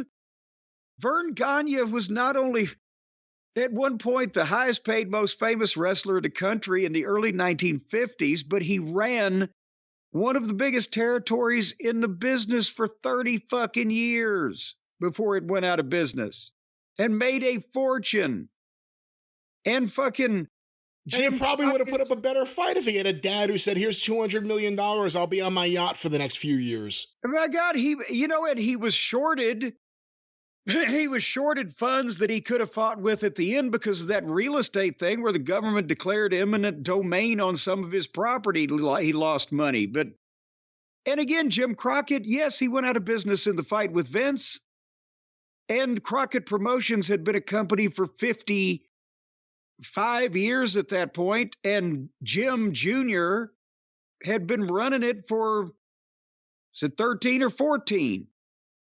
So, yeah, sooner or later, almost everything is going to go under in some fashion or another. But to compare himself like he's outperforming them? What the fuck? Well, I don't think it's necessarily outperforming them. More like, well, I mean, longer lasting, or I've outlasted everybody. No, he didn't. I think a lot of it is he wants people to get behind him and not criticize him so much because he's the last person standing with considerable money against Vince. Against WWE. What he is the guy that's prevented us from ever seeing a real, legitimate alternative to the WWE in our lifetimes. Because now that he's spent all his money and made this splash and put this fucking jack-off product out there, this was our shot. And he's blown it. And it was predicted he was going to blow it from the start by me because he didn't know what he was fucking doing. And he hired a bunch of people that didn't know what they were doing. And he presented a joke product that was indie-minded. And now all of us who wanted to see somebody at least be comparable to the WWE, are going to have to wait for reincarnation because it ain't going to happen again. He's muddied the water. Nobody's going to put this much money in wrestling ever again, probably. And nobody's going to come along and be able to do it right because of this fiasco as it immolates and self-implodes. So we lost our chance because Tony got spellbound by the Buckaroos and fucking Twinkle Toes. You know what? At this point, we could say that even if there was no Buckaroos and Twinkle Toes, even if you had gone there from the beginning, and despite what some people think it wasn't... I'd be in prison because I'd have killed him. Yeah, and some people say, oh, Tony just wanted Jim to be a manager against the Bucks. Okay, sure. But if you had gone there from the beginning, there's no way you would have lasted. Like you joke, you would have been in prison. The way it's run, the way it's working with Tony Khan as the head, you would have lost your mind. I know. Even if the Bucks and Omega weren't there, anything that's going to be run by Tony Khan is going to be run by Tony Khan this way. Well, no, then that's why, I instantly dismissed the whole thing when he told me about, and the Elite and the Bucks and blah, blah, blah. But also, as soon as I heard, no, I could not sit in a room with this fucking guy talking about wrestling because it would have driven me out of my mind. I eliminated stress on myself by not taking him seriously and stopped taking his calls because I knew where this was fucking headed. You would have lost your mind because he would have thought he was on the same level as you in terms of wrestling knowledge and tried to talk to you that way. No, I think he thought he was ahead because he has an unnamed go-between tell me that, hey, this guy's a billionaire and he wants to start a wrestling company and he really does want to do this and he wants to talk to you. Okay. And then he didn't want to talk to me about what I thought about his project. He wanted to tell me how great all of his ideas were to hear me say, wow. And every time I would not say, wow, and I'd instead say, well, what about this? That's not going to work. And here's why. Oh, no. And you heard billionaire. You thought it would be a Mark Cuban. You got Roger Rabbit. Yes. Vince is shot and nobody wants the WWE anymore. And I'm a wrestling expert because I'm going to give them what they want. And there was no doubt. So that's why, again, I chose to alleviate myself of this headache before it became a headache to me. And now he's fucking melting down because he, somewhere down deep, is starting to realize, oh shit, the only one that didn't want a job and the only one that didn't want to talk to me was right. Well, let's finish this first question. We still haven't finished the first question. Oh, Jesus Christ. And I'm doing this for all of you. And I know all of you are here in spirit. So thank you very much. When we stop it there, he's doing this for Jim Crockett and Vern Gagne. And he knows that they may not be there, but they're there in spirit. Because if Vern Gagne in the afterlife had anything he needed to do on Friday night, he would have hung out with Tony Khan at the media scrum. But hey, Baba's not there because he wouldn't come because of Antonio Conhoki. You know what? I like to think in the afterlife, Baba's like, no, can't book. Yeah, no book good. No good book. Let's get at least one more question here. Oh, so another 30 minutes. Well, no, this looks like it's rather brief. It's about Kenny Omega's health and his current status. Let's go. I thought it would be about his wrestling talent. That would be brief. Joey Hayden, Dallas Morning News. Do you have any sort of further update on Kenny Omega, his health, and then what his absence will mean for the short term of AEW? I know Kenny put out a statement of his own, and I completely support it. And I spoke to him today, and of course, we've been very... Stop. Does that mean he put out a statement without clearing it with the office? No, apparently he just announced on Twitter with a picture of him in the hospital, yeah, I'm out indefinitely, and then let Tony read it, I guess, when it came out. I mean, there would be a protocol, right? If someone was working for you... No, only in a business. Okay, well, that answers my question. Just because he's one of the biggest stars in Tony's company doesn't mean that he would have to clear it with, I don't know, Tony before he tells everybody he's not going to wrestle for the foreseeable future after being advertised for a pay-per-view in 2 weeks. Why would he bother to talk to Tony about that first before sharing it with the fans? Well, the other way to look at it is maybe it's like the Matt Hardy thing. The best way to get to Tony is to post something on social media. You know he'll see it. And maybe he might make a miraculous recovery if Tony comes around with another big bonus for his contract. Let's go back to this audio. Tony's not blinking much. He looks whacked out. Let's go to this. Very, very, very concerned. And honestly, it's hard to focus on pro wrestling when somebody that you care about, somebody that is so responsible for all of this in so many ways.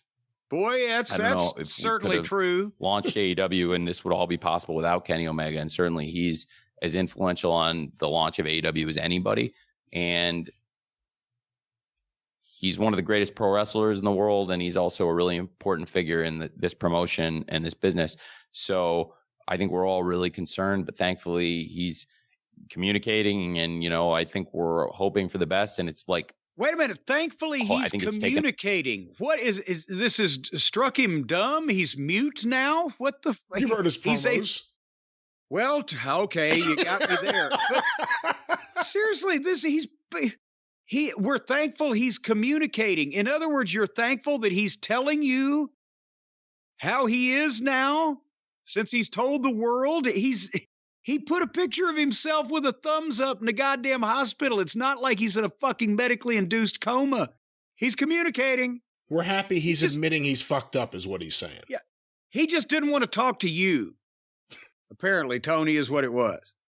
Going to turn for the better. The most important thing is that he got help from the doctors at the right time and didn't wait any longer, because he was in a lot of pain. And I don't think we knew how sick he was, or nobody would have wanted him to, I think, to be honest, I'll leave it to him to give updates, because he's already kind of been communicating, and it's his health, and I don't want to speak for him, but we're all praying for Kenny Omega. And thankfully, it seems like there's good reasons to be very optimistic, but we were all really worried about him. So it was honestly really hard the last 24 hours focusing on wrestling when somebody who's a part of our wrestling family has something happening that's not wrestling like that. So there's, whenever there's a real life situation like that, it always takes the most precedent. But we're thinking about Kenny Omega and hoping he gets well very soon, and wishing him the best. Good God, it sounds like he had his uvula amputated or something.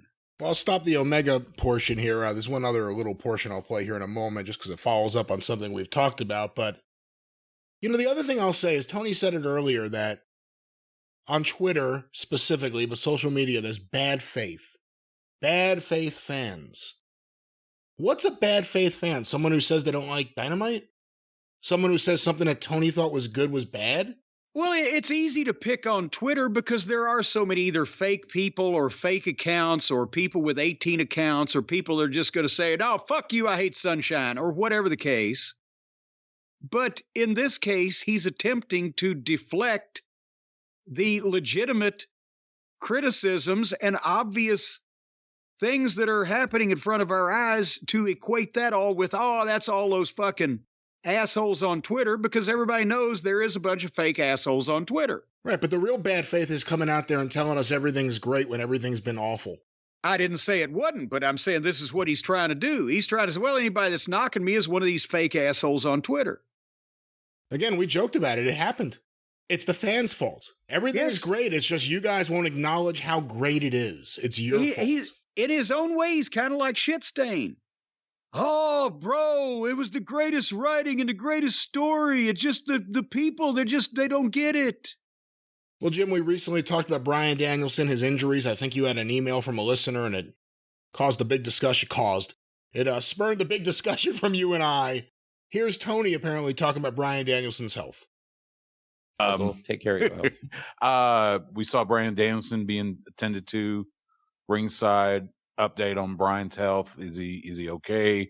He's got the match tomorrow night in the Continental Classic. Just if you've got an update on Bryan. He's living on the edge. This guy, he's amazing. He's amazing. I've never met anybody like him in my entire life. I think hopefully he'll be good for tomorrow, but he's just having one of the most amazing years. I mean, you think about it. He's had 3 major injuries this year, and he's come back, I think, better every time.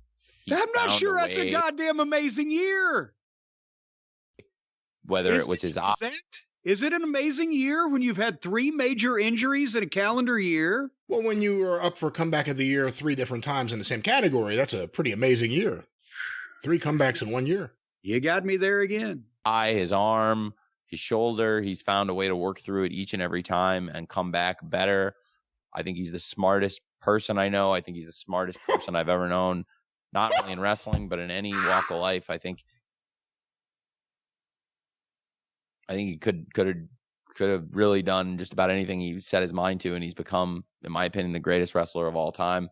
And I got to stop this right now. Not only is Bryan Danielson the greatest wrestler of all time, Tony's almost getting emotional here. He's the smartest person he's ever met in his entire life. Wow. Mm-hmm. Anytime we get to go out there and watch him do it, it's an honor and a privilege. And tonight, that's how I felt. And I hope and pray that he'll be okay to wrestle tomorrow on TNT on AEW Collision. Right now, I expect it. But on the other hand, I can't take it for granted because he got the hell beaten out of him tonight. And, we'll hope for the best. But I think he'll be okay. I'm optimistic for Collision. It's just a flesh wound. This great venue. You know how smart Bryan Danielson is? He realized after the first one, you know what? I'm going to keep telling this guy I'm fucking hurt. And he's going to be so impressed with me just coming to work every week. Hey, Tony, this week, my foot, my ankle, my knee, my shoulder. Well, what do you think? Is Bryan Danielson the smartest person you've ever met? You've been around him. I've never quizzed him. I didn't have the Scholastic Aptitude Test or the standardized IQ test. I've heard Mensa is highly overrated. They'll just take anybody. But no, I have a hard time believing that the guy who is limped back like the Black Knight, carrying his arm stuck under his fucking armpit and hopping on one leg and fucking etc. is the smartest human being that this guy has ever met. But then again, maybe Tony don't get out much. Well, I guess we could understand a little more clearly, or with some clarity, why Tony has been putting over Danielson so hard and saying that if anything happens to him, he told his dad, put Bryan Danielson in charge, and Danielson recommended Jimmy Jacobs, who's been Tony Khan's shadow for the last few months, and everything's going great. I mean, luckily it's all worked out well, and the product's never been hotter. They're set up for a great year, because they can't go too much further down, I guess. They're set up for what? A great year. Oh, God damn it. Well, that's the end of the media scrum audio. Any closing comments? It's great. All right, I guess now that we have covered the underdog, the upstart, the rival promotion, we should head on across the street and address the industry leader, who, by the way, Brian, for the people who complain out there about the old school, the old time wrestling, the studio wrestling, back in the territory days, they had the 10-minute headlocks and the 15-minute arm bars. They say that we loved so much. The WWE is currently making more money than ever before and drubbing the competition. And it's not even a 10-minute head. They're just showing us people walking for 5 minutes at a time. Nevertheless, that is the WWE. They're making more money than the federal government, showing people walking and talking to each other. And before we get to the actual SmackDown program where they do that, there's been a lot of people talking. And apparently she may do some walking right away from this, about poor Liv Morgan has run afoul of the law, the gendarmes, it did a brief bit of boarding with the warden on the bounty of the county at the Crossbar Hotel, as Cowboy Bill would say. What in the what? Now, did you have, who was on the crime beat this when this came in for the wrestling news? Was it Kippelman? Oh no, Kippelman's on the West Coast. He's the late edition. He's out there producer. with all the whores and the drunkards out there in like Vegas and California and Hollywood and the druggies and things like that. Well, you're kind of right. He's in San Francisco, so technically you're right about half. Well, there you go. He's covering that whole cesspool of humanity.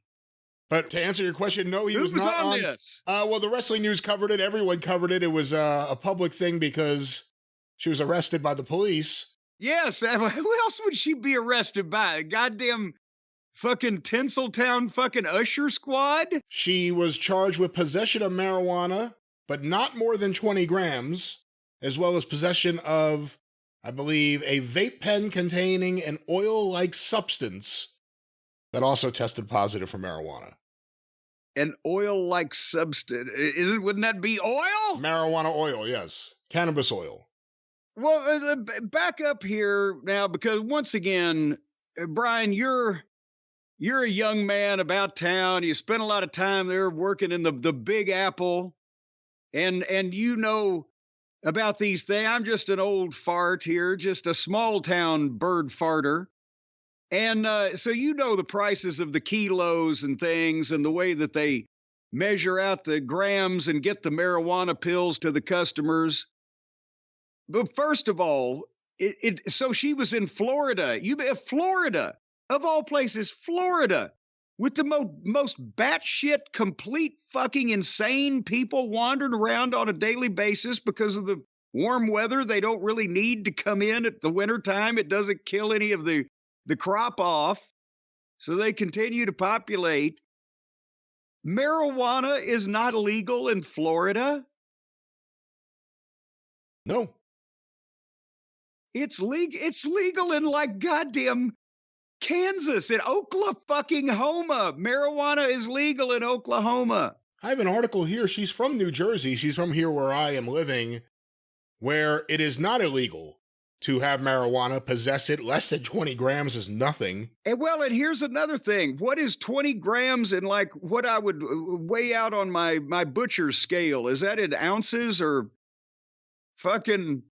Are we talking about a quarter pounder here? I have no idea. I've been buying Give me a goddamn measurement years. I can understand. I have no idea. I don't. You figure out the measurements. I don't know the grams. Well, how does it translate to ounces? Do you have it on your goddamn like a 4-ounce patty or a goddamn 8-ounce fucking, half-pound fucking OMG burger from over here at Beef O'Brady's? Give me some measurement I can understand. What is under 20 grams or 8 grams? What was it? 1 ounce is 28.3 grams, and she had less than 20 grams. So she didn't even have a fucking slider's worth. She had marijuana. Nothing. She had nothing. And also this oil-like substance, I saw one of the articles that said it was a synthetic cannabinoid, synthetic weed. Yeah, you got to watch out for that shit. That shit's nuts. Well, so that's fake shit? They have fake weed now? Well, for years, even before marijuana was legal, like if you went to a head shop on Long Island, they would sell you this fucking crap that was like, I don't even know what it was. And I only tried it once and I lost my mind for a few minutes. I said, I'm never doing this again. And then I did it. And then I did it a second time, actually, to see if I was right the first time. And then I gave it all to my buddy, Andy. No, have you seen Andy since? What happened to Andy? He's a fisherman and he's been out at sea for a long time. Been catching the biggest fish ever. It's just no one can see them. All right, well, back to so this is, but now again from the reporting that I saw, and I didn't notice where it was or who wrote it, so I'm not going to credit anybody.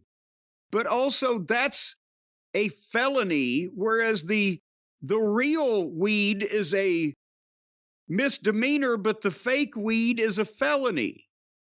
How the fuck does that work? To be fair, a lot of people seem to think the Freebirds may have set her up. Well, that fucking Hayes. I knew it. He's going to carry that. A lot of people now have completely no idea what we're talking about and are going to think that we really maligned Michael Hayes for being a part of this. I don't know if this is going to be in the Iron Claw movie. Kerry Von Erich and his either girlfriend or fiance or already wife, whatever it was, were returning from Mexico or going to Mexico from Dallas. And apparently they found a variety of colors of pills all over Kerry. And apparently the little girls who read it in the newspaper didn't believe. All over his body. They didn't believe that it could happen. It had to be that Michael Hayes. He's clearly a druggie. He had to have planted all this on the innocent, milk-drinking Kerry Von Erich. And that spread amongst the wrestling fan populace. And of course, remember what Nick Goulas said about the Freebirds? He asked, I think it was Tom Renesto, when Renesto was booking. He said, are they taking them marijuana pills? So, they've had a reputation. Should they lean into this and have one of the heels have planted this on her? I think they'll probably want it to blow over for the greater good. I don't know if that angle would set records and cause them to rethink the main event at WrestleMania. But nevertheless, so here's the point of the fucking thing. And this is one of the best looking mugshots I've ever seen. Well, she knows how to take a picture in any circumstance, apparently. And she was at the same time probably thinking, what, this is probably going to get out, so I might better brush my hair. And she was obviously not like coming back from some 4-day fucking drunken binge out at the local Fall and Crawl Tavern. She was probably going shopping somewhere. Well, she was in Florida. I wonder if Jericho knows where she was. She was driving a yellow Jeep on Country Road 476. Now, she may have come back from an alien encounter. But no, and I was going to make an important point also in her defense as well, in that apparently the story is that the oil-like substance, the fake shit that's more penalty-ridden than the real shit, was left in her car by someone else. Now, we've heard that also. We've heard that many times, but in this case, if she had the real stuff on, who knows? It may be true. Would you be mixing the real shit with the fake shit? But point being, what the Come back to New Jersey. What are you doing in fucking Florida? That's the point. Newark Airport's here. It's just as easy to fly out of here as it is Tampa. Come on. The point that I've made before is that this is ridiculous. Either something is illegal or it's not illegal, and you can't do it state by state. That's why there's a need for a federal government, since we're a goddamn country, not a collection of fucking, well, actually, maybe we're a collection of fucking dipshit fucking municipalities. But in one state, something is perfectly legal for people to walk into a store and purchase and take to their fucking vehicle and drive home with, right? And if somebody were to hijack your car on the way home, you could call the police and tell them they stole my car and my weed, and the police would have to go and get both of them and bring them back to you, right? But you drive across a fucking bridge or a state line of any kind to the next state, like Florida, apparently. And if you're driving home with shit that you've got, the police will arrest you, take it away from you, handcuff you, and take you to fucking jail. 5 miles away. That's fucking stupid, regardless of what side you're on. Now, for the record, according to this article I have here from Villages News, I believe this is a local newspaper or something like that. They've got it's a retirement community, like the Villages in Florida, a big ritzy titsy, where the polo ponies roam free, called the Villages. You think she's living over at the retirement home? Well, it does say here at the end that she announced earlier this year she obtained a real estate brokerage license. So maybe she's doing some business. Maybe she's selling some places. Yeah, well, there you go. So she's minding her own business, selling some poor, decrepit person near death a chance at paradise for the remaining days, weeks, whatever they may have left, and the cops throw her in the goddamn slammer. Although it does say here, the cops noticed, the sheriff's deputy noticed, her vehicle crossed over the yellow and white lines on the roadway several times, and when he approached the Jeep, the odor of marijuana was detected. So there is a difference between having it on you a little bit and smoking it while you're driving. We do have to say there is a difference. Not the best decision in a highly populated, trafficked area such as that to be doing that. But I'll tell you one thing. I bet you, and I'm not excusing the erratic driving, but I bet it came from texting, because she's under fucking 40, so she naturally can't stop staring at her phone screen. I bet you she was texting. If she was that stoned, she'd be doing 15 miles an hour and fucking attempting to goddamn stay in between lines that weren't even applicable to the goddamn road. Now it has come out, at least people think that there will not be any punishment from TKO or WWE. Do you agree with that? Do you think there should be? How do you think this should be addressed, if at all? Well, again, besides a traffic infraction, throw the weed out because it's ridiculous. It's fucking ridiculous. And it's legal in so many places, and so many different forms, that should be a traffic citation then too. And again, unless they can prove that she was somehow so impaired that she was a danger to other people, then I don't see how then everybody that gets a traffic infraction in the TKO umbrella would have to be brought up on charges before the tribal council. All right. Well, that is the story of Liv Morgan. We'll see her soon. Hopefully with just real marijuana, no synthetic marijuana that is unacceptable in 2023. Well, and yeah, she's going to be doing a goddamn co-promotion with Flair. What do you mean? Well, they'll be doing the weed and the wings. Wings! The wings! Flair can throw the weed in and she can spread her wings and fly away. The snowbird. All right, enough Anne Murray. Should we get to SmackDown now? Yeah, why not? All right. Well, and here's the thing, as I said, half of this program was them having stars that are so big, and they have been doing stuff that we are so interested in that they are basically getting people in not record numbers forever, but along the biggest numbers in a while, to watch people walk and enter and stand there and talk to each other. You know what's interesting, too? The feedback we get from people who attend SmackDown or Raw tape, SmackDown more than Raw, to be honest with you. We used to get a lot of complaints about how boring it was. We read some of them on the air, waiting around. We now hear from people that say they had a great time at SmackDown. So whatever they're doing and the fan environment it creates, the atmosphere in the building, is working. Well, the difference is the stars they've got now. Remember when we were 2 years ago, we were saying, well, who are they going to put against fucking Roman or whatever? Jeez. And now it's bing, bing, bing, bing, bing. And I think the people like their entrances live more than they like to see these other guys wrestle. So speaking of entering live, here came Roman Reigns, who hadn't been around very much lately, and came with Paul and Solo and Jimmy Uso. And this, I got to be honest with you, they look wonderful.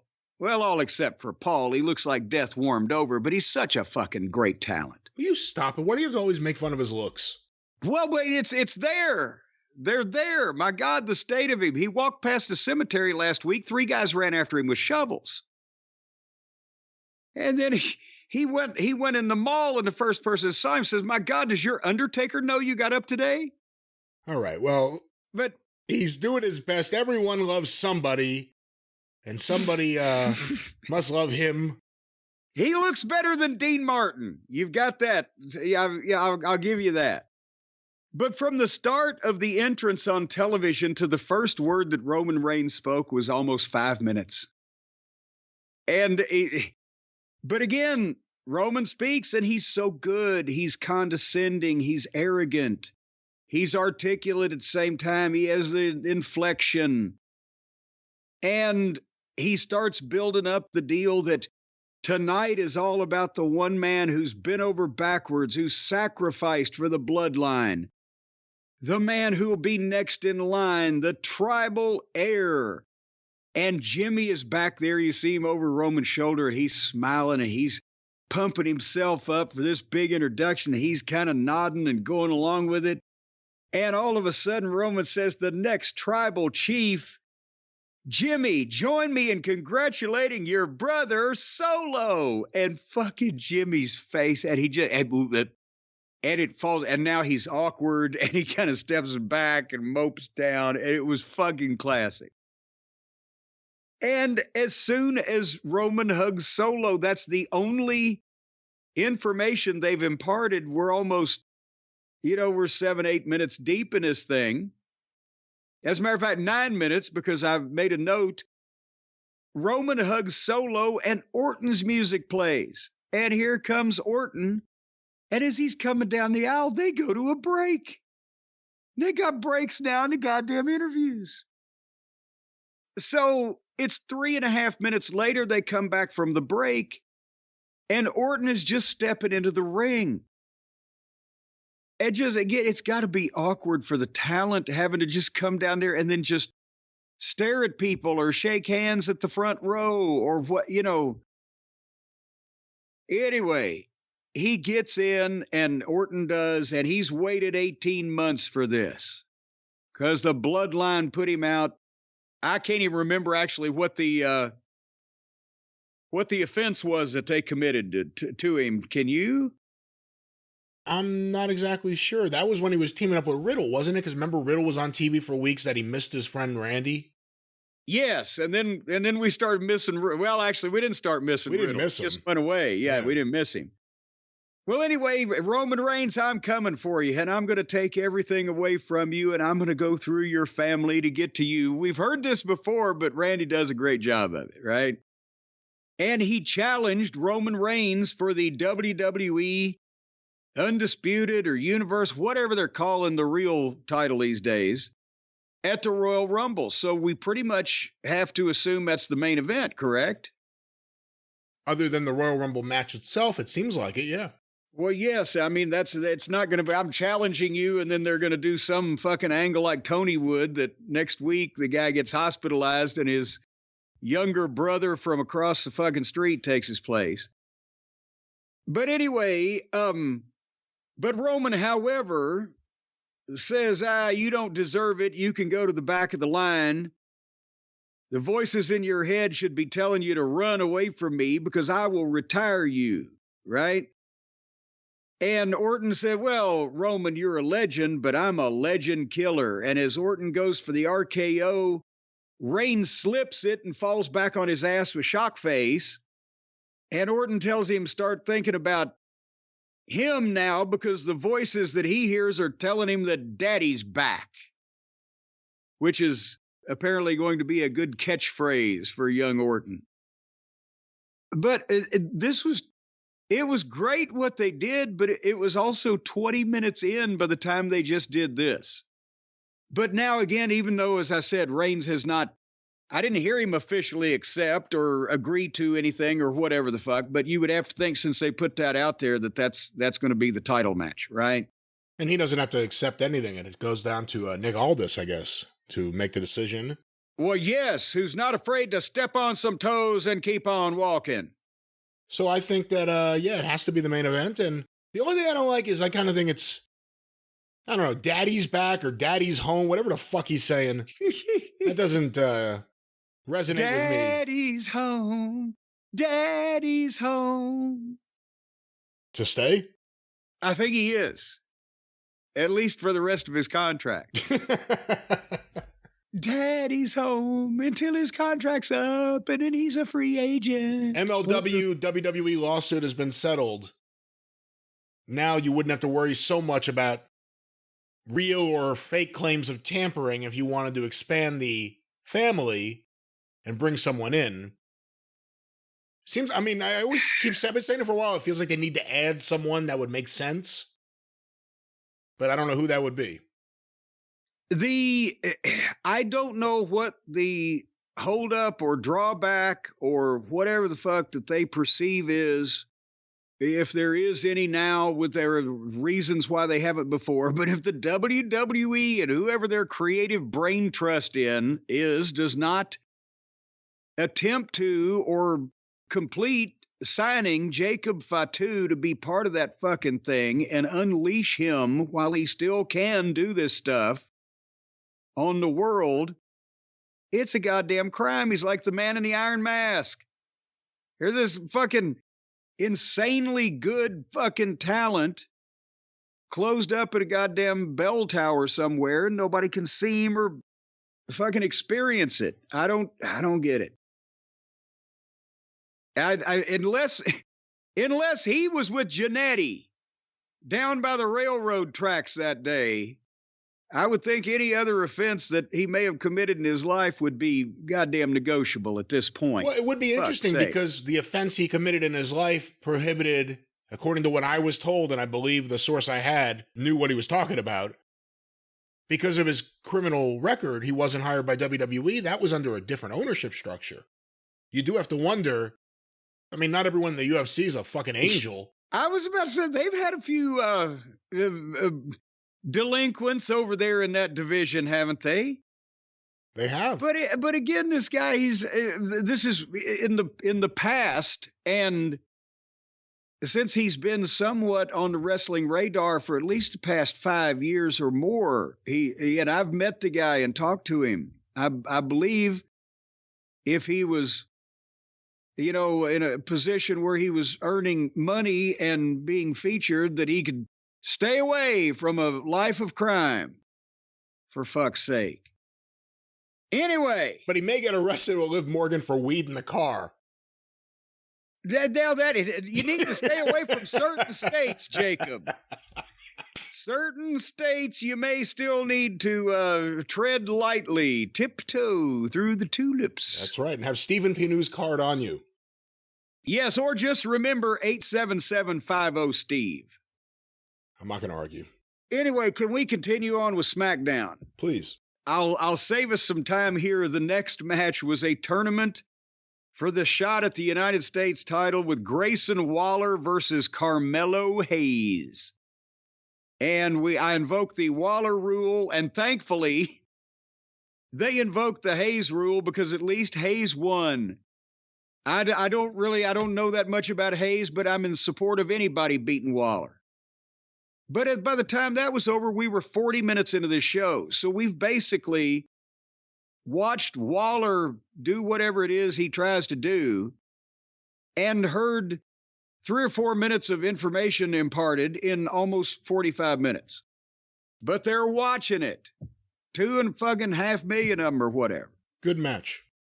You may not have liked it, but it was an all right match. Well, I'm glad to hear that at least that's on the record now. And then we had Orton and LA Knight in the back. Because, again, here comes all these baby faces. This is fucking a peak time for baby faces over at a certain level altogether in the WWE in how long, Brian? Several years. Would you not think? I can't remember the last time they had this many top. It's interesting. If you go back like 10 years, a lot of the guys there now, like Punk or Cody, were there then, but they mean more now. Yeah. And at the same time, it's since the 90s probably that you had a level of baby faces that are a number of baby faces at the main event level that they all are liking for different reasons. So here's Orton and LA Knight, but they're obviously with egos this big, there has to be a little tension. And Orton was like, I don't need your help, LA Knight. But LA Knight says, well, you know how the numbers work. Somebody's going to get you from behind. I'll be there, blah, blah, blah. And Orton just tells him, well, stay out of my way. And LA Knight's sentiment of this whole thing is he still wants Roman Reigns before anybody else gets him. So, there could be some competition here. They're not outright fighting, but they have some level of grown adult disagreement about all this shit. Instead of, are you my friend? Are we friends, Brian? I felt like you were my friend, and then you were my friend no more. It was tension between Orton and LA Knight, but not like over the top. It was just two guys that seem to have the same enemies, so they're trying to get along, but not, hey, are we going to hang out? We didn't hang out. Why didn't you hang out with me? I thought we were friends. We're not friends. I'm going to go ride lawnmowers with these people. We got to reform our group. I thought we were friends again. Now we're not friends again? How many times could this happen? And boy, and by the way, are you friends again with Finnegan, Bob Finnegan? Bob Finnegan? If you're not friends again with Finnegan, then I'd hate to think who you're friends again with. Anyway, then we had another tournament match for a shot at the U.S. title with Kevin Owens and Austin Theory. And I wrote, this is a shame.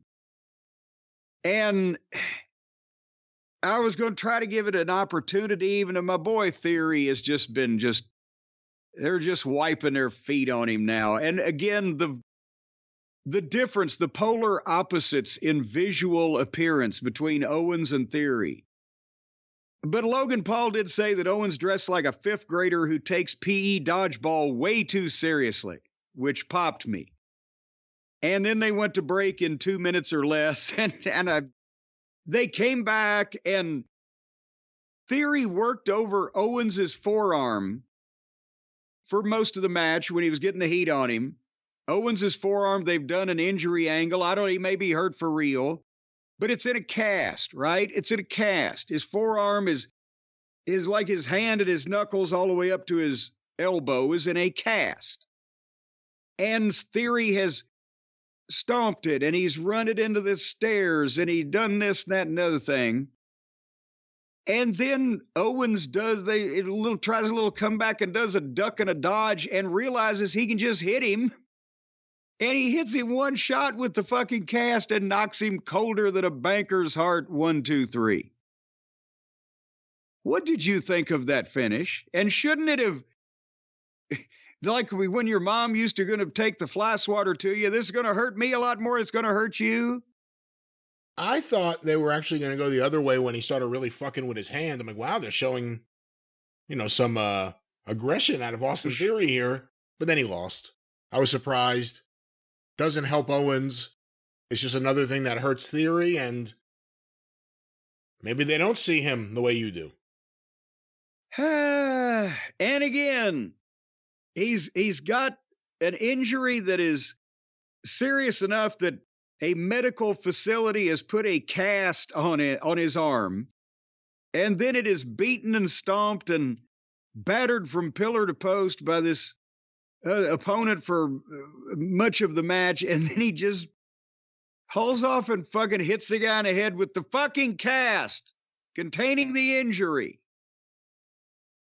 So the bloodline was in the back, and Roman Reigns is pissed that Randy Orton ruined Solo's moment. And Jimmy said, well, Solo can handle Randy Orton. And Roman says, no, you can handle Randy Orton.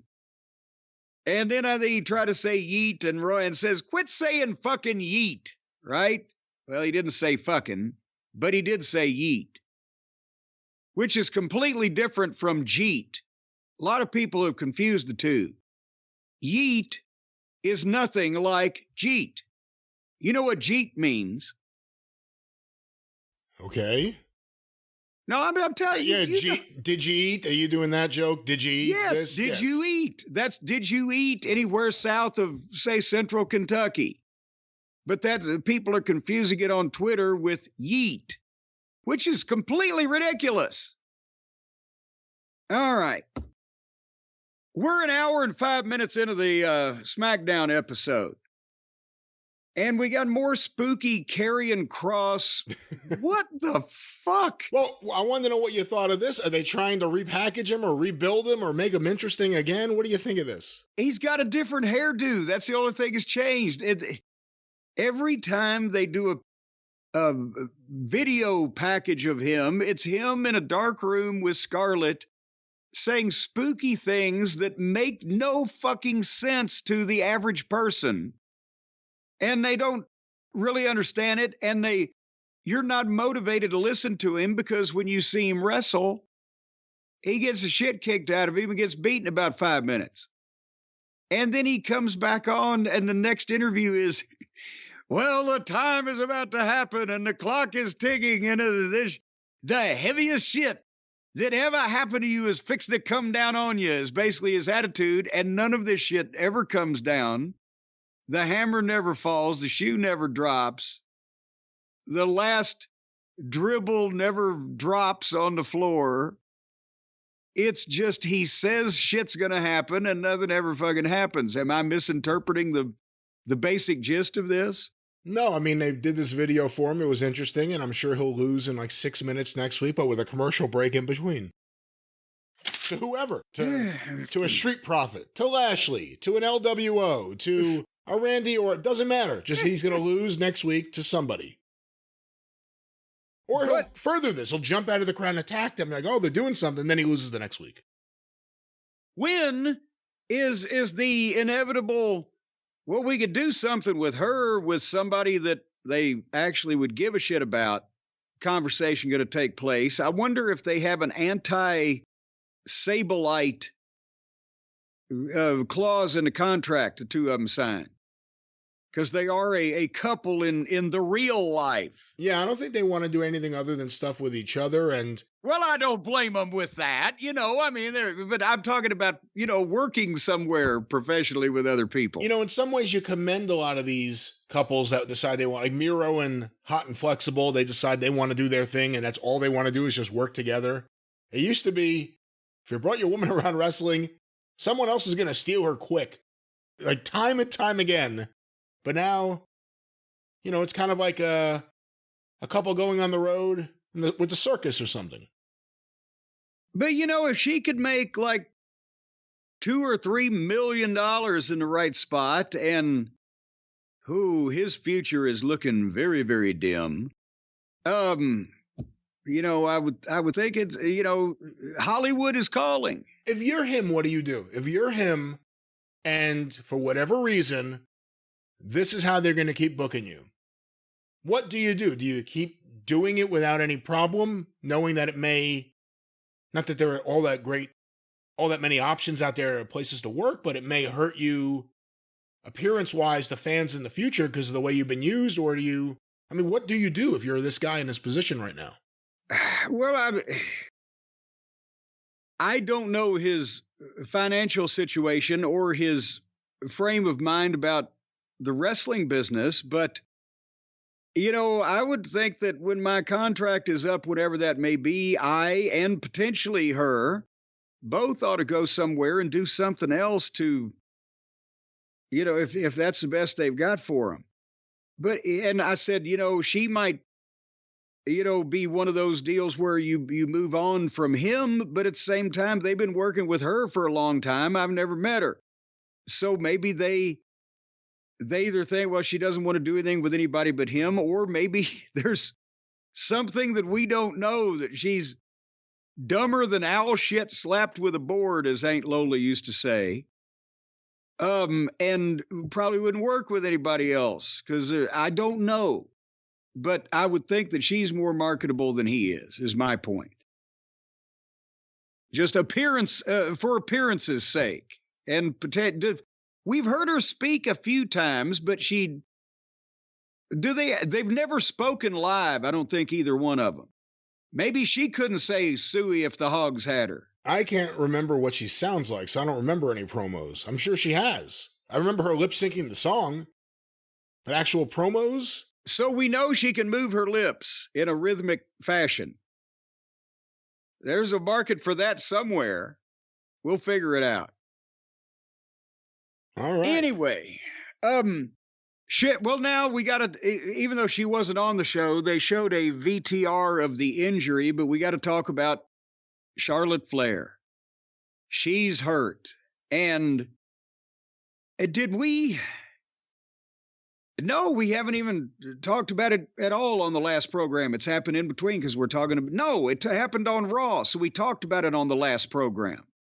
We've broken this news. We didn't break it. Am I gibberishing now? Yeah, you've gone a lot of different ways so far here at the beginning of this. We talked about the match, Asuka versus Charlotte. By the time we reviewed it, there was fan footage of an incident on the top rope where there was an awkward fall. Yes. And that hadn't aired on TV, so we discussed the injury and what we thought was potentially a serious knee injury.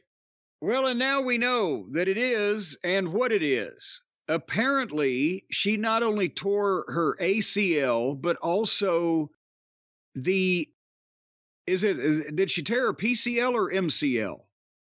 I want to say it was MCL. MCL, told her MCL. Yes, she tore her MCL, and also apparently, and the meniscus, which is cartilage, tore some cartilage. But if you tear a ligament, most of the time you're going to fucking tear some cartilage too. And apparently even rattled her neck and or head with that whiplash effect on the way down. But the knee injury is what is serious, and that's the ACL is at least 6 months for athletes. And somebody that does the athletic stuff and the moonsault off the top to the floor and etc., probably longer than that, because the ACL, the anterior cruciate ligament, that's the big one. That's the one that's most damaging especially for athletes. And the MCL is the medial collateral ligament. And that's, if it had just been the MCL and nothing else was damaged, she could have actually probably the therapy and you could get by with that, or at least you could in the old days. They might still, want to fix those these days. And, the cartilage is not that big of a deal. It's just the byproduct of the extent of the damage from the ligaments and the knee going in ways that it's not supposed to fucking go. 80% of the ACL injuries or more happen when your leg is straight and it is hit or clipped or bent to one side or the other that it's not supposed to go, instead of forward and back, side to side, and that will snap your ACL. And the MCL, if I'm not mistaken, because Bobby Eaton had this, he did the rocket launcher on a shitty hard ring in Columbus, Georgia, and instantly sold his knee, and he went to the doctor, which that meant that it actually was legitimately serious. And the MCL, they explained, a lot of times happens in car wrecks when people are sitting and they're thrown into the dashboard and their knee is bent back too far, right? So all those things happened to her. We saw that bump, and then they played, because it was in the commercial break. The fan footage is what we saw, but they played their professional footage on SmackDown. And when she was jerked forward, first her legs hit the ropes, so that could have whiplashed her leg to the side and torn the ACL. But then she was buzzsawed back into the ring where it looked like she either landed on her kneecap or with her leg. Remember, I said her leg under her, but on her kneecap, I thought it might have dislocated her knee or whatever. But if she bent her leg back, that could have been that. But she was whipped in so many different directions that I don't think we'll ever know what did what unless she was to sit down and walk you through it. Like, yeah, when I hit the rope here, that's when it fucked up my ACL. And when I fucking landed here, that's what, elsewise but it's just fucking brutal. We talk a lot about it with AEW because they typically have a lot of people get hurt, it seems like, from a lot of the things they do. This wasn't a completely crazy, outrageous spot, although still you have to question how necessary it was. This goes, I guess, to the bigger discussion about the wrestling style that everyone's working, and you have to ask yourself, is it really necessary? And at some point, there has to be a recognition that these injuries piling up the way they are isn't helping. Now, look, it's a different world, too. Wrestlers train differently now than they did then. In the past, there's more wear and tear because of the training. I don't know how many people want to acknowledge that. It's not like you could just go out there and lift all the weights you want as long as you want. There's going to be no damage to your body from that. It's not taking a bump, but it's still damage. Or they don't spend as much time as they used to on reversing hammer locks. They go straight to the fucking suplexes. Straight to high spots during commercial breaks. What's the point of that if it's a television show? Well, yeah, and that's the thing. In all honesty, we don't know what they were going to do. And maybe it was going to be a deal where they fought up there, and because they were about to come back from the break, so they may have been going to set up for something. They knew when they were coming back, and you would see it on television. But it wasn't in the scope of what we see these days. It wasn't preposterous what they appeared to be trying to do. They're probably going to do a superplex or some shit, or a hurricane run off the fucking top rope. But remember, I said just so many people have to fight gingerly on the top rope for so long. It's a buzzkill to begin with. And too many people try to come off the top rope that's only 18 inches from the second rope that is exponentially safer. But point is, this was not a move that hurt somebody. This was a fuck up trying to do a move that hurt somebody. We see so much of not only AEW, but these independents where they actually do the fucking move and hurt people or knock them out on camera. They didn't even get to whatever they were going to do because they couldn't stay balanced on the rope. And Asuka, as she's falling backwards into the ring, she pulls Charlotte, who took the guy. And somebody said, well, it was Charlotte's fault. If you get jerked off the top rope enough that you're doing a fucking flip and catapult yourself off the goddamn ropes at that speed, somebody pulled you. I'm sorry. It wasn't like Charlotte was going to fall backwards out into the goddamn cavernous arena. She went right on top of her. So they were holding on to each other and Asuka fell backwards, whatever. But again, the bigger conversation about the style, and again, I'm not blaming Asuka, I'm not blaming Charlotte, it happened here, but if that move they were setting up from the top rope, if we're going with the idea that caused a good portion of the injury here, if that wasn't there, would it have hurt the match? No. If you had done something in the ring instead to continue the storytelling without the excessive physicality for a Friday night SmackDown main event, would it have hurt the match? Big E broke his neck on this show. Remember Ridge Holland belly to belly suplexed him on the floor? And it was one of those things, why are they doing that spot here? It's awful this happened. Dusty Rhodes, if somebody was willing to take that bump on the floor, and we didn't have pads back in those days, from Magnum TA with his belly-to-belly finish, Dusty would have made an angle that people would still be replaying today of whoever it was getting fucking belly-to-bellied on a concrete floor, carried out, coming back to get it, whatever the fuck. It would have been replayed to this day like the scaffold match bump. But instead, they did it in a fucking TV match, and he was out for a year and a half or whatever. He's still been out. So, yeah, it's a lot of this stuff. It's fine you're trying to do it, but let's err on the side of safety, just for a spot to come back out of the fucking commercial break. But anyway, so they're saying 9 months, and she's a freak athlete, but she's also made a career out of doing a backflip off the top rope and landing on her feet on the floor outside, which is fucking 9 feet or whatever it is.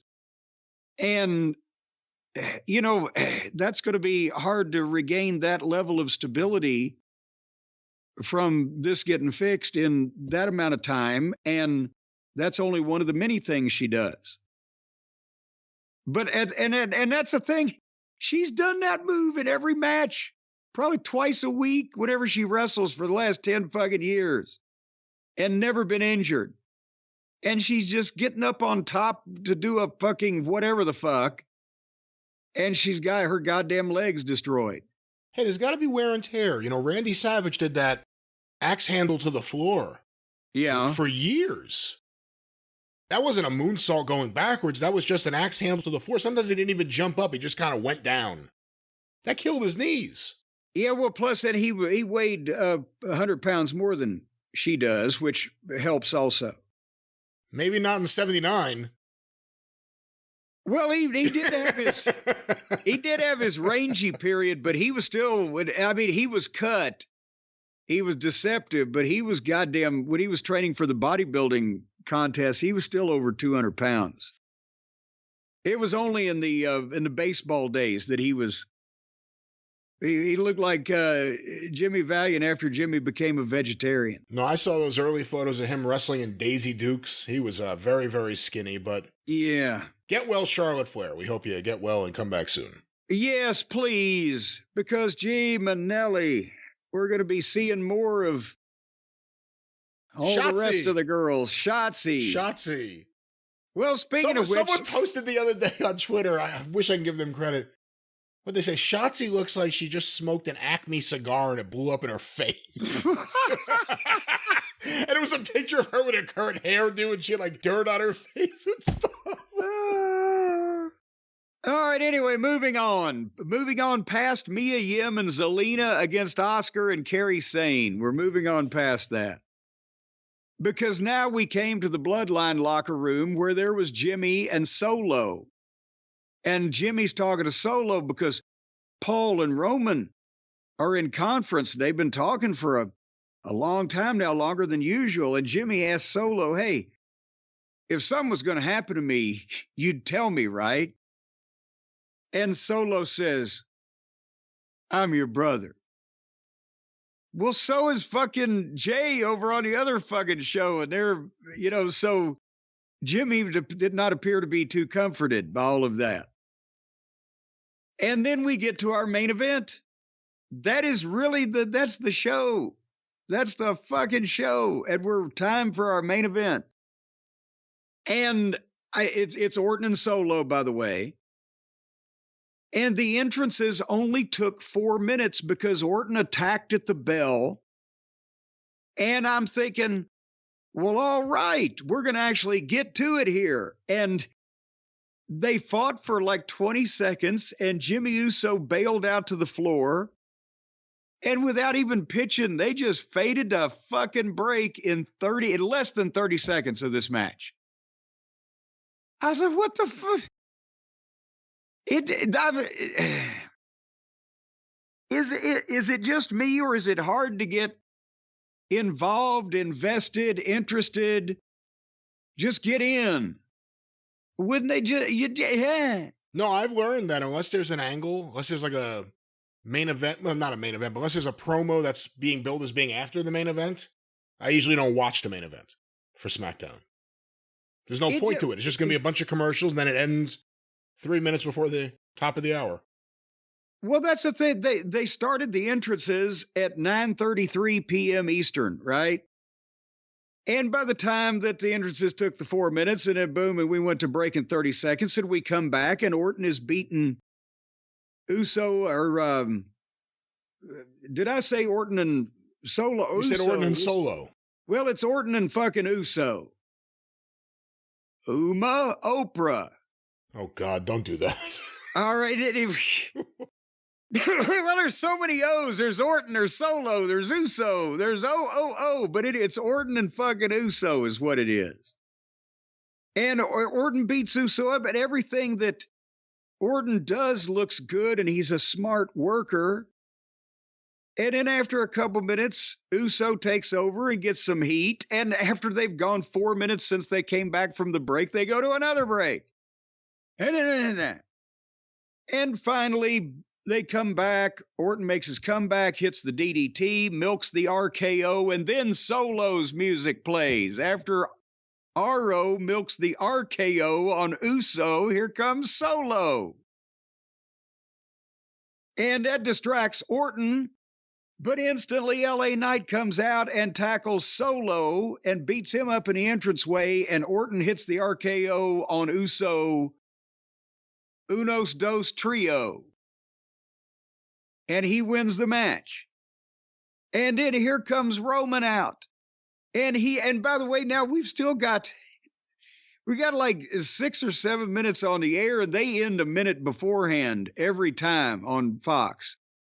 So the match, literally, there was maybe 5 minutes of this match shown on television, but then the afterbirth on the angle, Roman comes out, levels LA Knight, and just with a shot to the back of the head, and LA Knight crumbles, and then Roman gets in the ring and has a face-off with Orton, and LA Knight had just disappeared, like he got bonked on the head, and suddenly he's comatose. They've carried him out somewhere. We can't find him.